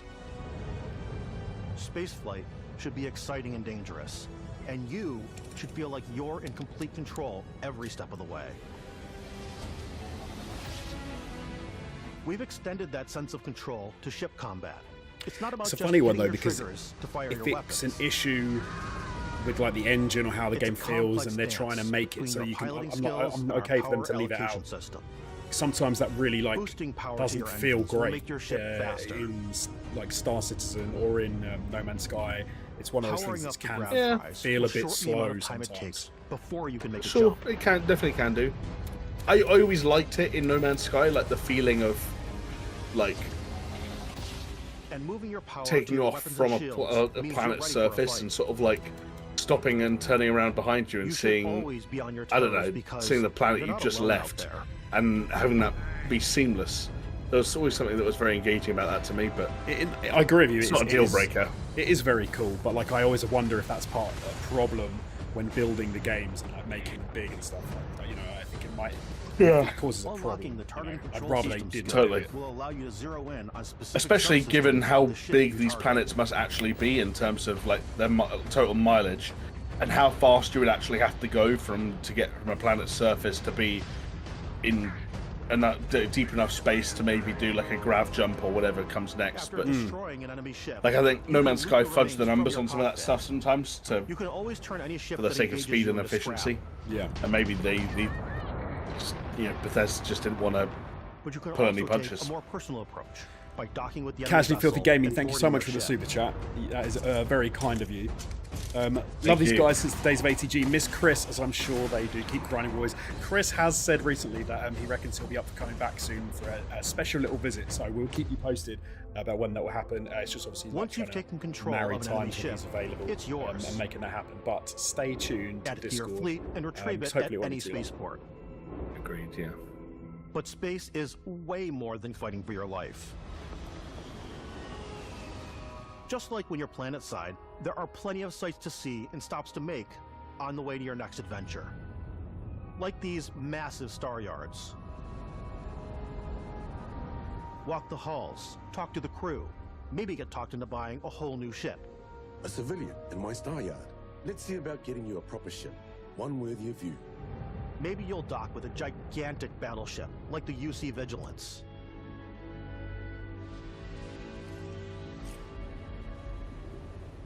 Or rub elbows with the galaxy's wealthy elite on a cruise ship fit for the stars. There are plenty of personal encounters to be had as well. You can hail any ship you come across to trade, swap info, or maybe even commit an act of piracy. Let's do this. When I'm playing, I generally go crazy. I definitely go like the more piracy routes. I want to take over ships. I'm going to board ships. I'm like, this is now mine. Oh, okay. I Boarding steal all ships the in space. sandwiches That's and wicked. put 'em, That sounds really in my cool. cargo hold And that I stealing have all their shit, specifically for yeah. sandwiches. I don't want to play the hero, but I want to go out and just start taking things from people as quickly as possible. I might have to like start two games, one where I can be a pirate and one where I can be like nice. Yeah. Exactly. Mass Effect style. Like, I've got to see both ends of the spectrum. Some of the best moments are the ones you discover on your own. The thing I love most about Starfield is that it is a Bethesda game through and through. It's really about going to strange new places, meeting interesting people, and getting sidetracked on zany adventures. Then, realizing 2 hours later that you're involved in a completely new story. You're human. We thought we were the only ones to leave Earth. That DNA is so present here. It's in our random encounters, it's in our handcrafted quests, and it feels so cool to play it and just make your own path in this universe. There are over 1,000 planets out there, just waiting for you to visit. Like 1,000, that is a really good number. Like explorers. It's not too many. It's not too few. Trillions. It's not trillions. Of a mostly untouched galaxy. We want you to I don't think I'll be more like, than you. We want you to feel this sense of That you could ever feel like you could travel to, right? Yes, I'm not going to be like, oh, I visited all 1,000 and I haven't got anything to do now. Where's the content in this game? Massive playground and a ton of toys. Someone on the internet will do that, but you won't.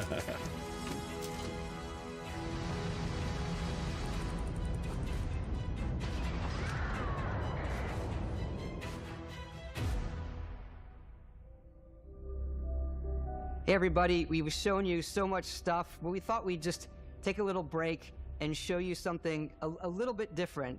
You know, we put so much detail into our game worlds, and we love the opportunity to bring that into the real world with our collector's editions. And for this game, we've done a watch. It is the Constellation Explorer's Watch. This is the watch that you actually get in the game that acts as part of your HUD, where it's the compass and then environmental information. It connects to your phone to give you notifications and other information, and we've also designed this really cool case that it comes with, Istvan. Yeah, we really took as much care in designing this case as we did the watch. Our attention to detail in the game totally translates to this. Inspired by the cases that the astronauts used during the Apollo era to bring back samples from the moon. It's got an intricate locking mechanism, authentic, heavy, comes with a Constellation patch, NATO strap, and the overall functionality and believability of this as something that would exist in the world, in the Starfield universe. Oh, and hey, take this. You'll find it very useful out there. And it even tells the Oh, come on, man. That's too much now. I'm like, I want that. Something else. Now that we're part of Xbox, Get it in the game. Jonesy. we get to work with Make people sure to save his account. on the Xbox hardware team, and together we have created this custom limited edition Starfield controller. It's awesome. It is now, you know, our favorite controller. We love this because it's inspired by the actual controls of your spaceship. And not only that, nice looking controller. We've created the first ever custom headset with Xbox. And this is a perfect pairing with that controller. Control, this is Constellation Starship Frontier. Ready to start on your signal. Steady till ready. Coordinates input. Plotting jump course. Guidance has converged. Getting auxiliary reactor power. System checks are green across the board. Prepare for departure. Ground jump commencing in 5, 4, 3, 2,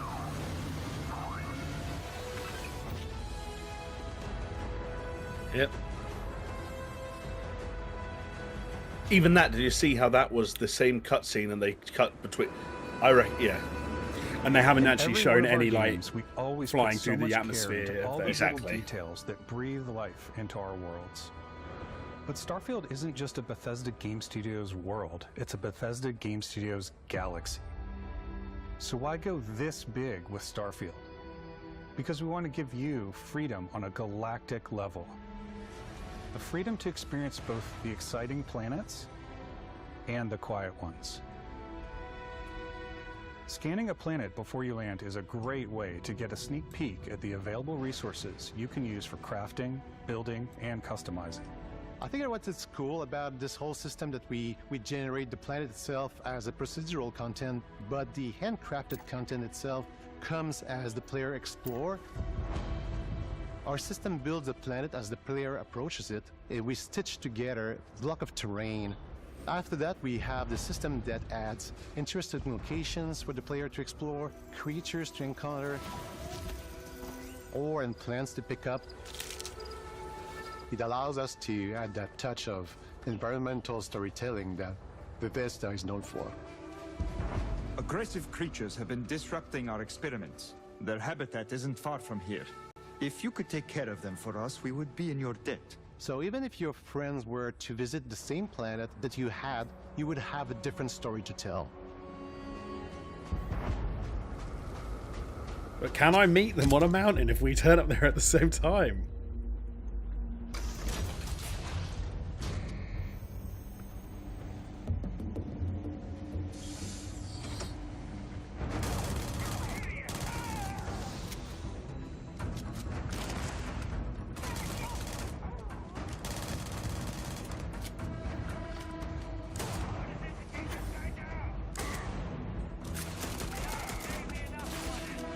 The gunplay does look massively improved from like Fallout 4, things like that. Like it does look like they've done a lot. Oh yeah, you've got to imagine they've taken some steps whether forward you want since to then. explore and see what you can find. Plus, I remember that was something I kept Harvest saying all the resources and time be on your way. in the run-up to Cyberpunk, and when that game finally came out, simply I didn't take in really reviews. feel what I was worried about. With the help of your scanner, you'll chart the uncharted and discover exotic wildlife. If you have the skills, you can even figure out that certain creatures and plants, you can build an outpost and produce resources from those plants and animals. You can get experience and rewards for fully surveying planets and fully surveying a whole system. When we were concepting these creatures, we really wanted to think of them as natural to the environment. We didn't want alien monsters, we wanted native wildlife. Something you've never seen before. When it comes to our exteriors, when the sun moves, all that light is calculated in real time through the atmosphere.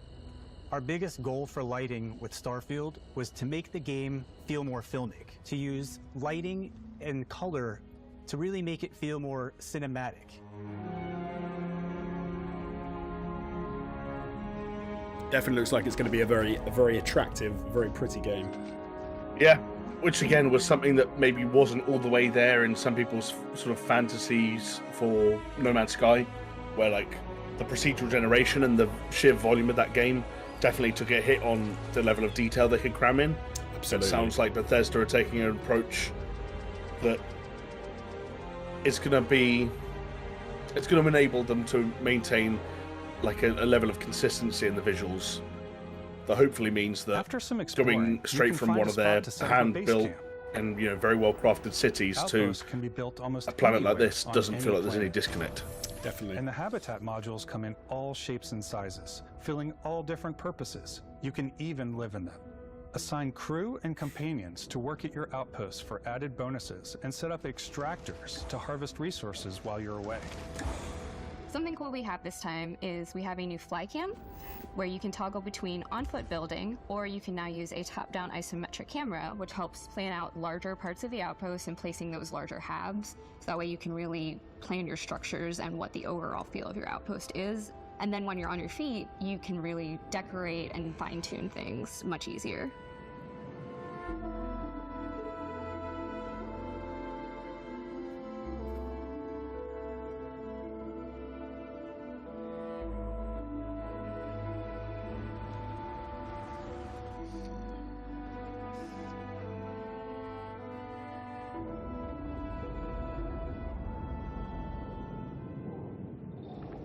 Add crafting and research stations in your outposts to utilize any resources you find or already have. Mod your weapons to adapt them to your playstyle. Different weapon sights and scopes, larger magazines, a selection of grips and barrels, different ammunition like explosive rounds. All you stealth players out there will surely need a suppressor. You can also choose to go hands-on with melee weapons. I think it's always a delicate balance between like what's realistic, what's sim, and what's Hollywood. And I think we sort of err on the side of like what's fun for the player. Starfield, we've completely overhauled our combat. It's more dynamic, the animations are more fluid. It just feels great. We probably have more mods and more weapons in this game than, I want to say, any other game we've done before. There's a lot of variety. You want to say that? Why can't you say that? Yeah. Upgraded gear is just one of the many factors to pay attention to when engaging in But combat. the only game you're really competing You may with need is to switch Fallout 4. things up based on your environment. Gravity is different for each planet, and boost packs are excellent for getting around. And for giving you an edge in combat. Sometimes you'll even feel like you're flying.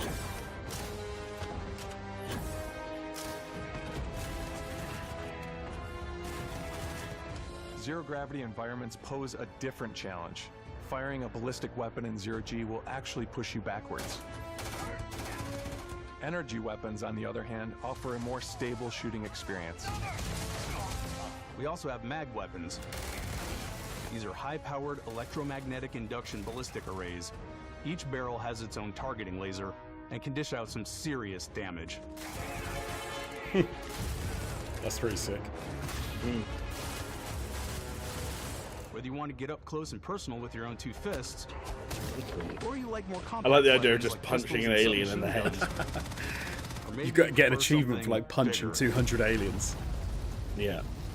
Just landing on a never before seen planet. The first alien you see, just fucking sucker punch it. It doesn't even have a chin, but.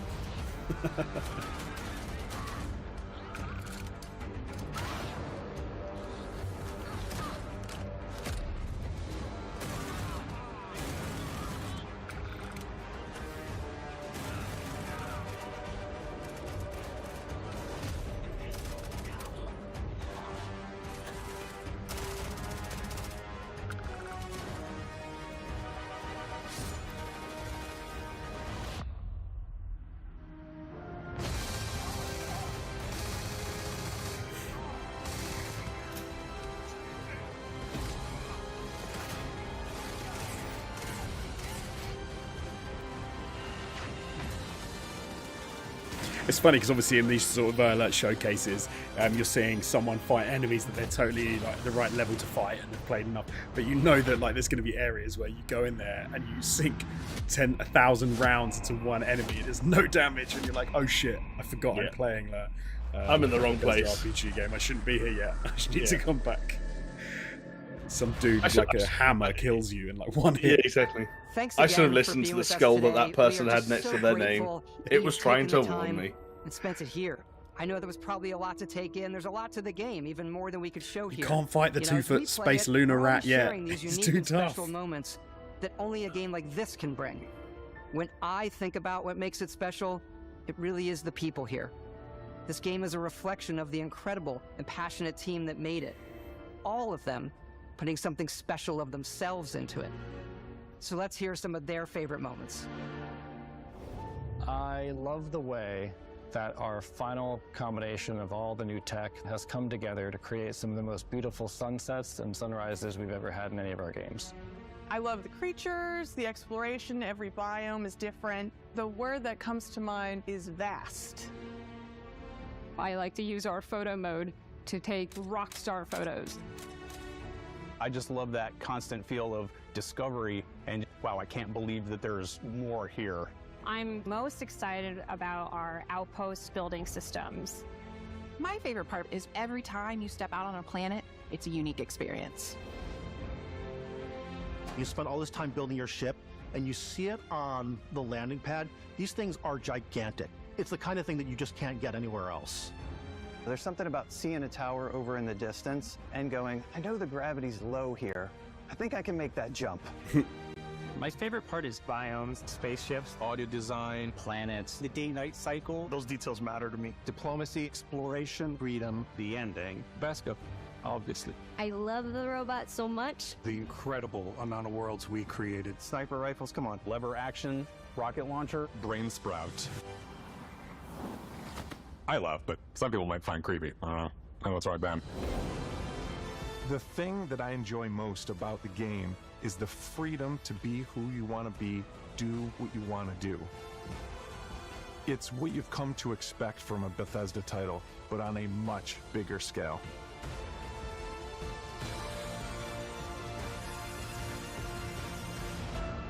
On behalf of all of us, we can't wait for you to play Starfield and make your own special moments.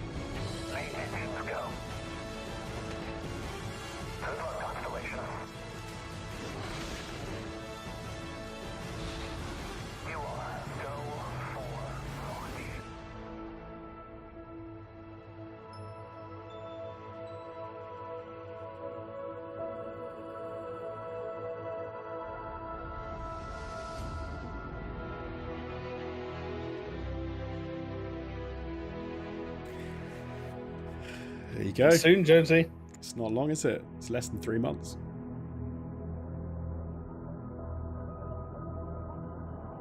I guess I'm going to have to trust my PC to be able to run that in an acceptable state. Yeah, that's so true. I'll be looking into that.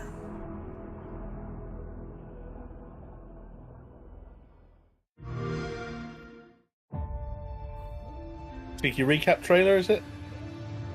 I think you're right. Yes. Blimey.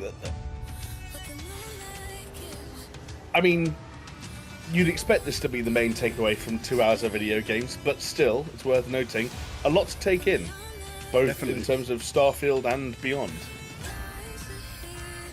Yeah, there was a lot there. There was a hell of a lot there.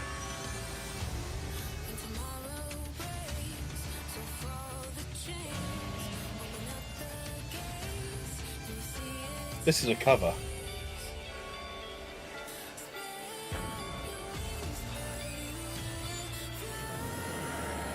Of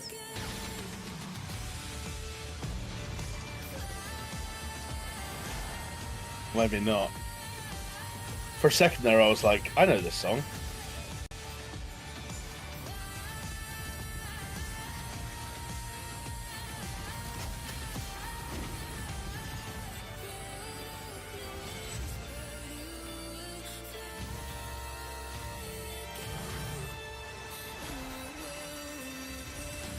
Oh yeah, I was wrong. I've now figured out the song that I thought that they would do, and it's definitely not that. I think personally for me, like best things what I saw, seeing some more of the Star Wars game, psyched for that. Senua's Sacrifice 2, like I'm hyped for, even though it was, we didn't get to see gameplay, it was more like cutscene, and then like the Starfield was absolutely amazing, like it was great. That's literally ticked every box I wanted it to tick. Yeah, Starfield was really interesting. It's kind of like when you get that much of a game at once, it reminds me of when we first saw Fallout 4 properly. Do you remember at E3 2015, where similarly at that point they were like, this game's around the corner, we're just going to sit back for like half an hour, maybe even 45 minutes and just show you all the incredible sort of like systems and the sheer vastness of this game. And it was interesting, like at times it felt a little overwhelming, and you're kind of reaching for analogs or things that seem similar to things we've seen in other games, because that's just a helpful shorthand. And I do feel like No Man's Sky is going to be a name that comes up a lot over the next 3 months as we learn more about Starfield. But by the same token, it was exciting to see Bethesda's take on so many of those ideas. And it does seem incredibly ambitious. There is an incredible amount going on. Some of which feels completely new for even them and their style of open world and very expansive RPGs. But at the same time, I genuinely do feel like I know a little bit more about how it's going to work. And that's the biggest thing for me is like there was a lot of questions around functionality and how you were actually going to interact with the game and how you're going to play, and can you go anywhere, can you like land on random planets, can you like they said there, you can land on a barren moon and like mining ore and things, and to actually see some of those game types, and also to see some of the factions that you're going to be interacting with and picking up missions from, and how those differ was, hey man, I'm so hyped for that. I was already excited for it, but I'm seriously hyped for it now. I've just got to quickly give a massive shout out to Brimstone. Thank you so much for the £30 super chat. You guys, it's very, very kind of you. I appreciate it. Amazing. Thank you. I think it's funny as well because you mentioned No Man's Sky and said that that's going to get mentioned a lot. Like, obviously, we mentioned it a few times. It's weird because in some respects that feels like it could be a slight negative, but I think you have to remember the amazing state that No Man's Sky is in these days and how well received, well regarded it now is by a lot of people with all the support that they've given to that game and all the things they've done, like the mechs, like the vehicles, like base building, like in implementing multiplayer, like people really wanted. So yeah, it's no negative to sort of bring that up in the same phrasing as Starfield. And also, I think you said it is you take like a No Man's Sky and then you make it look incredible like they've done with Starfield, and that's a phenomenal prospect. Like that's not a that's exactly what I think they needed to do. And it still has a lot of that sort of like Bethesda charm, which is nice. Like the robot stuff, it has a lot of that Fallout kind of feel to it in some respects. Like you still know it's going to feel a bit Fallout, which is what you'd hope for. But I think, as you said, and I think Todd Howard's mentioned in there as well, like the animations have been redone. They've got a whole new sort of like physics systems and things. Combat's been reworked from the ground up, which is all like things we wanted to hear, which sounds fantastic. Yeah, totally. And I think, and it's important that they touched on that stuff, because one thing we all learnt from the launch of No Man's Sky is that while it can be incredibly empowering to explore a world or series of worlds that seem vast and almost never ending at times, because even though 1,000 planets is more finite than No Man's Sky, it's still more than most people will ever see. But at the same time, it has to get to the point where it goes back to being a Bethesda RPG. You have to be able to go to a planet that feels designed, that feels populated by interesting things. You have to be able to pick up side quests, and you have to have a main quest that feels driving and engaging. And yes, there's going to be exploration, there's going to be downtime, there's going to be moments where you're a few research resources short of the really important upgrade you need for a ship or an outpost, and so you go to this one planet in the middle of nowhere to mine whatever ore it is you need, and that's going to be great. But at the same time, I want to feel engaged by and motivated by a main quest. I want the writing chops that Bethesda have, for the most part, shown off very proudly in their last handful of sort of like mainline RPGs, to still be prominently on display here and to be the driving force behind the game. Because exploration's cool, but is it a means to an end, or I don't. It's hard to. It varies from player to player. It's interesting you said it, because that's kind of the one thing that we're still a little bit up in the air with. Like they've said that you're going to be pursuing the path of alien artifacts, outside of the known systems. You're going to try and hunt those down and put them together and figure out what they all mean. But that's the kind of airy-fairy story that's like a bit, in the ether, that actually could end up falling a little bit flat. But you hope with like you say, with the chops that Bethesda have got when it comes to writing, that won't be the case. I'm hoping that there's enough there in the even if that doesn't quite hit in the right, because sometimes that kind of level of sci-fi can be a little bit too abstract, or it can go the opposite way and it can feel far too underplayed. But I think there'll be enough there anyway, with like the missions you're going to get, the side quest stuff you're going to be doing in the cities that have all been hand created and all of that hopefully will bring together like enough of that sort of writing stuff. So even if you decide, I'm not even that bothered about getting to the end of the main quest, I'm hoping that there's enough in those stories that you're going to get your fill of spacefaring goodness. Totally. Because even when it comes to the spacefaring side of things, like one thing that's interesting about a showcase of a video game that is as long as that was, is that you almost learn as much from the things you don't see as the things you do see.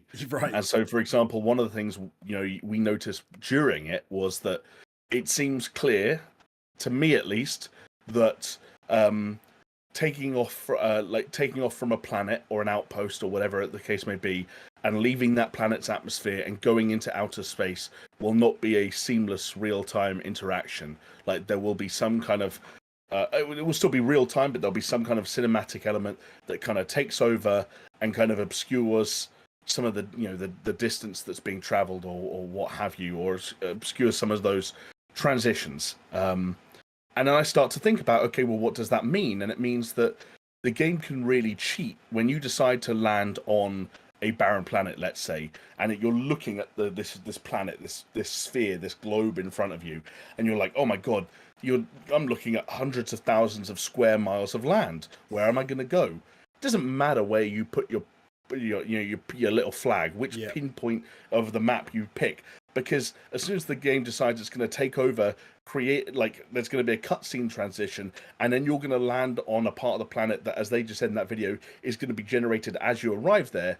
Then actually, those planets aren't hundreds of thousands of square miles large. They are as large as what you choose to see.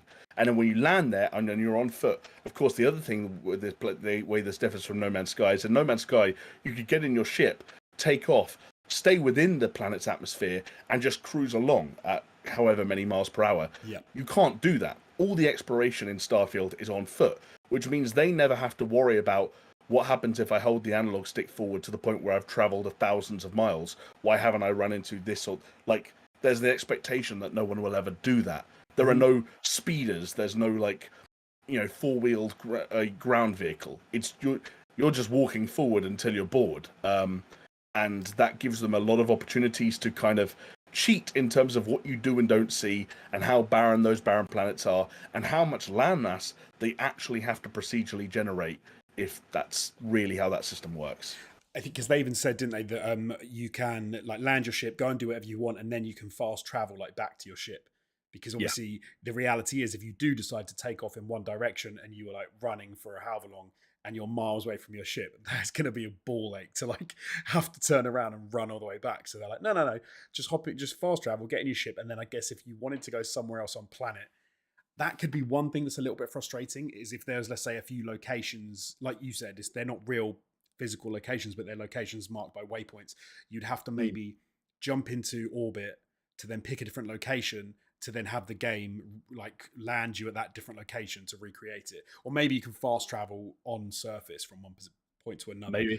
But then again, like you said, it's kind of that cheating, as in the game doesn't actually have to have those real places exist with a real amount of distance between them. It can be these sort of not fake, but approximated, this is there, this is there, this is there.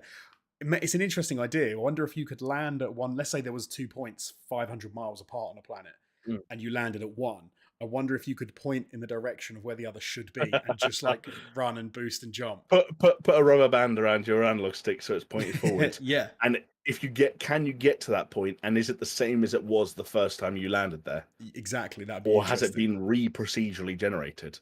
Exactly. Because they even said there, you could have two people land on the same planet, but they wouldn't be the same planet. So I wonder if even No Man's Sky had a thing whereby this planet was the same, but it was a new instance of the same planet. So, for example, if you'd gone there and destroyed half a mountain, when someone else landed there, the mountain would exist. They would be the same for them. That didn't carry over.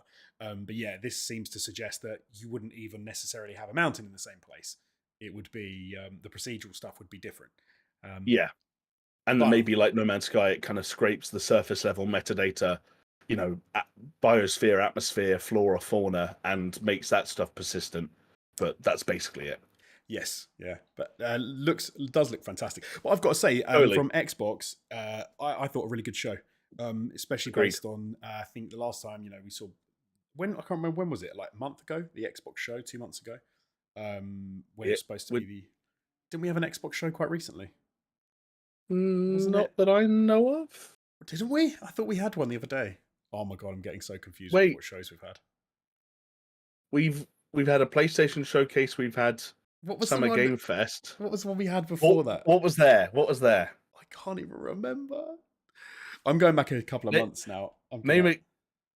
Can you remember a game that was announced or shown off? Oh, are you talking about the Xbox Developer Direct? When that was that 2 months ago? Maybe I am talking about the Developer Direct. I think that was more like. I think it was closer to the start of the year. Oh, God. And all it was. How is my sense of time is that broken? That I see that was the thing where it was just here's 3 or 4 studios from Xbox and what they're working on, and it was let's check in with Oh, maybe I'm thinking. Yeah, I think I must be thinking. Well, there you It, go. it was a 2 it was a thing months. where like let's go and see what the Minecraft Legends team are up to, and they spoke for a little bit. Oh right, yeah, I think I'm thinking of that. But so what I was going to say was, it's really nice to see like Xbox having a really good showing and putting out some like a cool show and some cool stuff, and a lot of first party stuff as well that is really like good to see. Even if, and especially off the back of like Sony's maybe less than stellar show they had the other day. Well, for first party gear, first party stuff anyway. It's good to have one of the big boys doing some cool stuff first party wise. Agreed. Yeah. Like that was always the fascinating thing about where Sony were and where Microsoft were, is that, you know, on the PlayStation side of things, we were looking at teams that had released a project in the last 2 to 3 years, and we were excited to learn about what they were moving on to next. Xbox, in most cases, we had learnt what those teams were moving on to. We knew that Fable exists. We knew that Avowed exists. We knew that Hellblade 2 exists. We knew that, I don't know, those were the main ones. I think there are still some other ones out there that are slightly MIA, but that didn't matter. It was just a case about, okay, now kind of show us the goods. And it was nice to arrive at a point where, broadly speaking, they were kind of ready to do that. I think there were a lot of games here. A lot of them looked great.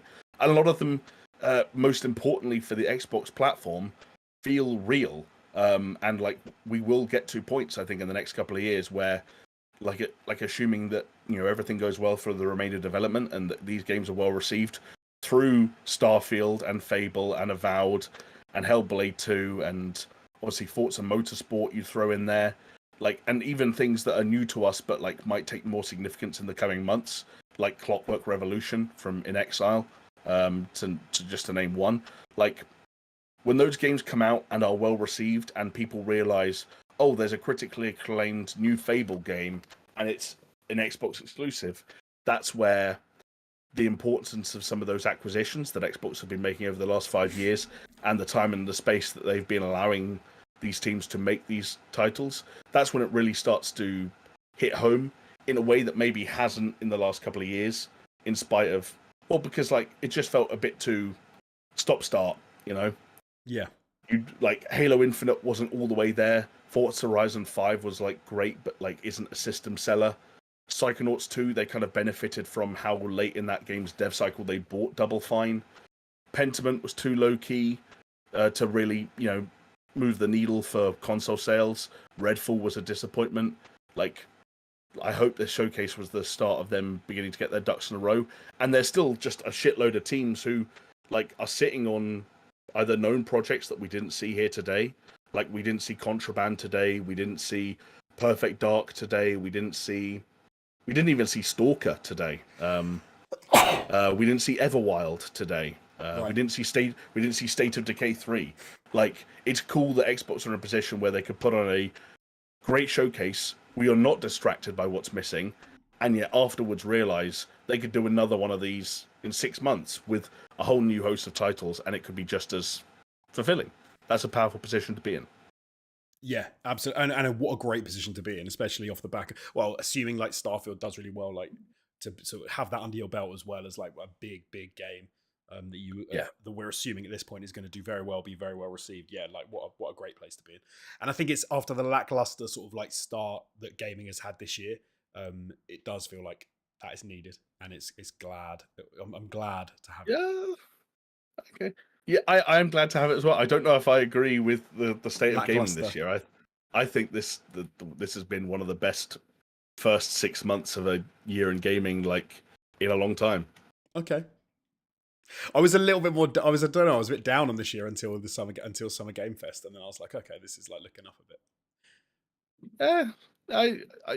I think we're starting to get to the point now where the back end of the year is being populated by major franchises that we know are going to deliver something. Like, there's a Final Fantasy game coming out between now and then. There's Starfield, there's Mortal Kombat, there's Alan Wake, there's Assassin's Creed. Like, things are happening. The back end of this year the back end of this year is getting to a point where it's looking crazy, and it does look like we're going to get to the end of 23 and be like, okay, this was a damn good year. But that's again, like, I'm very glad for that. Like, there's a lot, like you're saying, there's a lot of good games that are coming out that Yeah, like to the point where we were saying the other day, where it's starting to be like, how the hell am I going to play all of these? How am I going to afford all of these? How am I going to fit all of these into my life? Yeah, I think the first half of the year has already we were joking about that this month is Diablo, Street Fighter, and Final Fantasy month, like at a time where most people haven't finished playing Tears of the Kingdom, and like I don't know. That's fair. That's fair. I suppose maybe it's more from my perspective. It's been a year where there are a lot of games that haven't really spoken to me that I'm not that into, and so that's why maybe it seemed that like Diablo 4 wasn't really a prospect for me. Even though I got Tears of the Kingdom and I'm enjoying it, it wasn't something I was like really looking forward to, and really hoping for.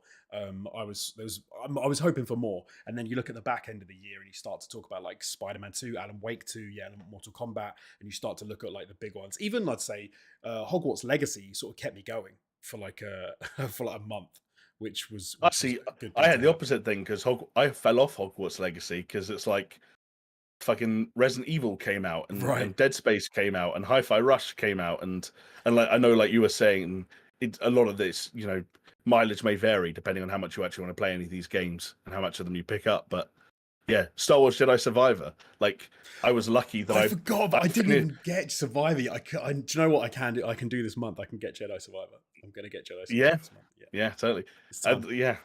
It's time. It's time, and let's hope that that Star Wars Outlaws is able to do enough to differentiate itself from it, and that we don't end up with like two very similar looking Star Wars third-person action adventure games in 2 years. I really. It's a weird thing. Jedi Survivor. Friggin' hell, what was the first one called? Jedi.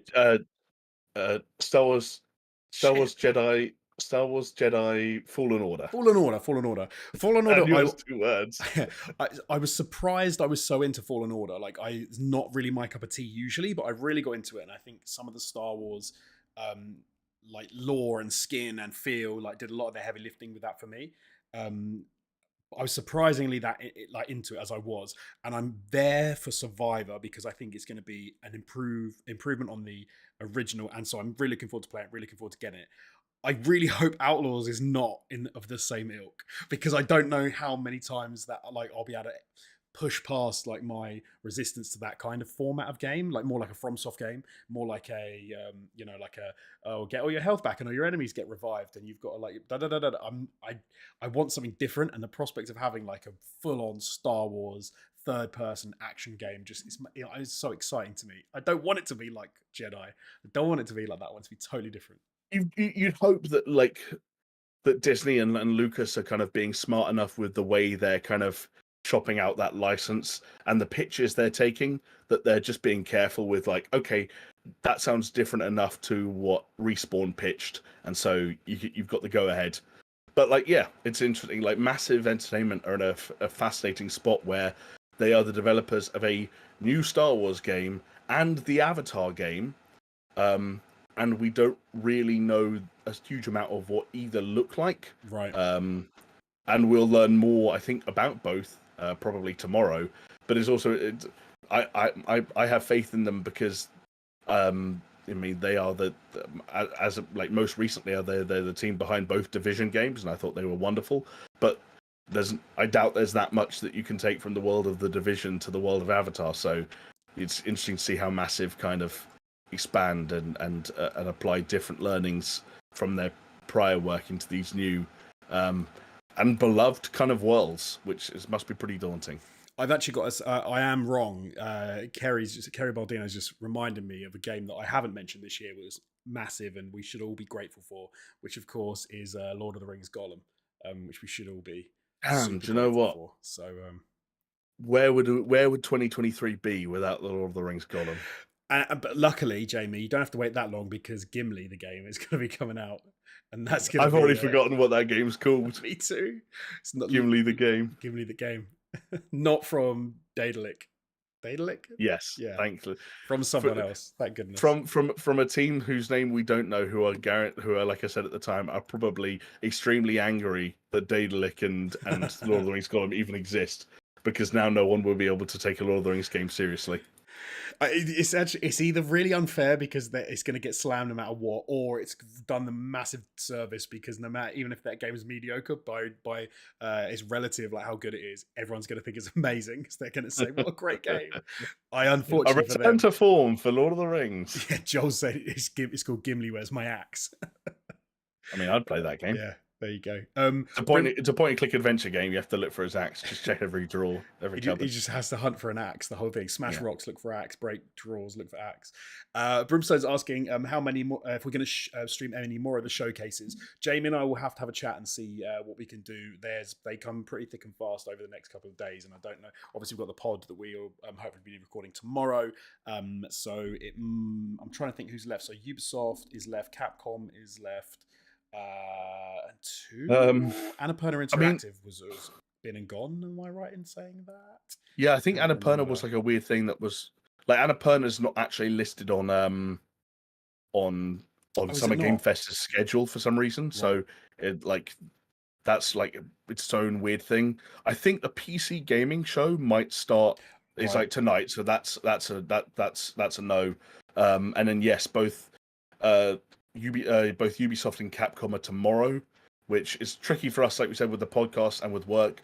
Plus, I think the timing of the Capcom one is like crazy for us in the UK, if I'm not mistaken. Yeah, we do get it pretty rough sometimes when they're on in the middle of the night. And I think it's at 11 o'clock at night. Yeah, so then realistically, it's like going to finish at like midnight. We probably won't push on something. That's not as bad as it could have been, to be fair. We've done ones before where I remember Jamie and Chris being up until like 2-3 in the morning to record them. So don't think we want to go back to any of those. But if we will, we'll double check times and we will touch base, and then we will put in the Discord any that we're going to. Also, if he's still watching, I'll give a shout out to Shellshock, who's watching on his TV. Said in the Discord. Absolutely. But I think with that, Jamie, I think that's about everything. We'll probably end up doing talking about the PlayStation Showcase and this showcase on the podcast, I would imagine, because there's a lot to cover off, a lot to talk about. Do you reckon? Or do you reckon we'll talk about something? Yes, it was Summer Game Fest, right? Summer Game Fest, Jesus, not PlayStation. Thank you. That was your quizzical face. You're like, well, it's Sony. No, Summer Game Fest and no. Honestly, my quizzical face wasn't even at you. It was me thinking, like, have I got it's just like you said. There's so much happening in such a short amount of time, and we're all living our lives in and amongst it. So you're just like, when did anything happen? Like, when was the Summer Game Fest? Have we talked about that on a podcast yet? I don't fucking know anymore. It was literally Thursday, so it was only like 3-4 days ago, so it's not even that long ago. But when was the PlayStation one? Was the week before? End of May, June. Yeah, you're right. It was in May. Jesus Christ, that's 2 weeks ago, three weeks ago, maybe 3 weeks ago for PlayStation. Then Summer Game Fest was this one, and then it's great though. I love it. Love all this stuff. Like I'm saying, I'm watching all the ones we don't stream. I'm sure we'll be watching in our own time anyway, and then certainly maybe shouting at anything. Like I will in the podcast, I will shout out Devolver's Volvi because I thought that was very fun and I like what they did with that. So shout out to Volvi. But anyway, absolutely. Unless there's anything you wanted to say, Jamie. No, not at all. I'm looking forward to kind of like taking a step back and redigesting the showcase as I like to do, and as you said, stay tuned for the next episode of the podcast where we'll kind of try in our own unique way to condense everything down and share our thoughts on what has been, I think, or at least shaping up to have been a pretty healthy week for video games, even without the presence of the ESA. So yeah, thumbs up. Well said. So all that remains for me to say is thank you so much for joining us. Thank you to the people that joined us in chat. Thank you for the people who are watching this later on YouTube. And we will join you again very soon with a podcast. And with that, I will say thank you and goodbye. Bye.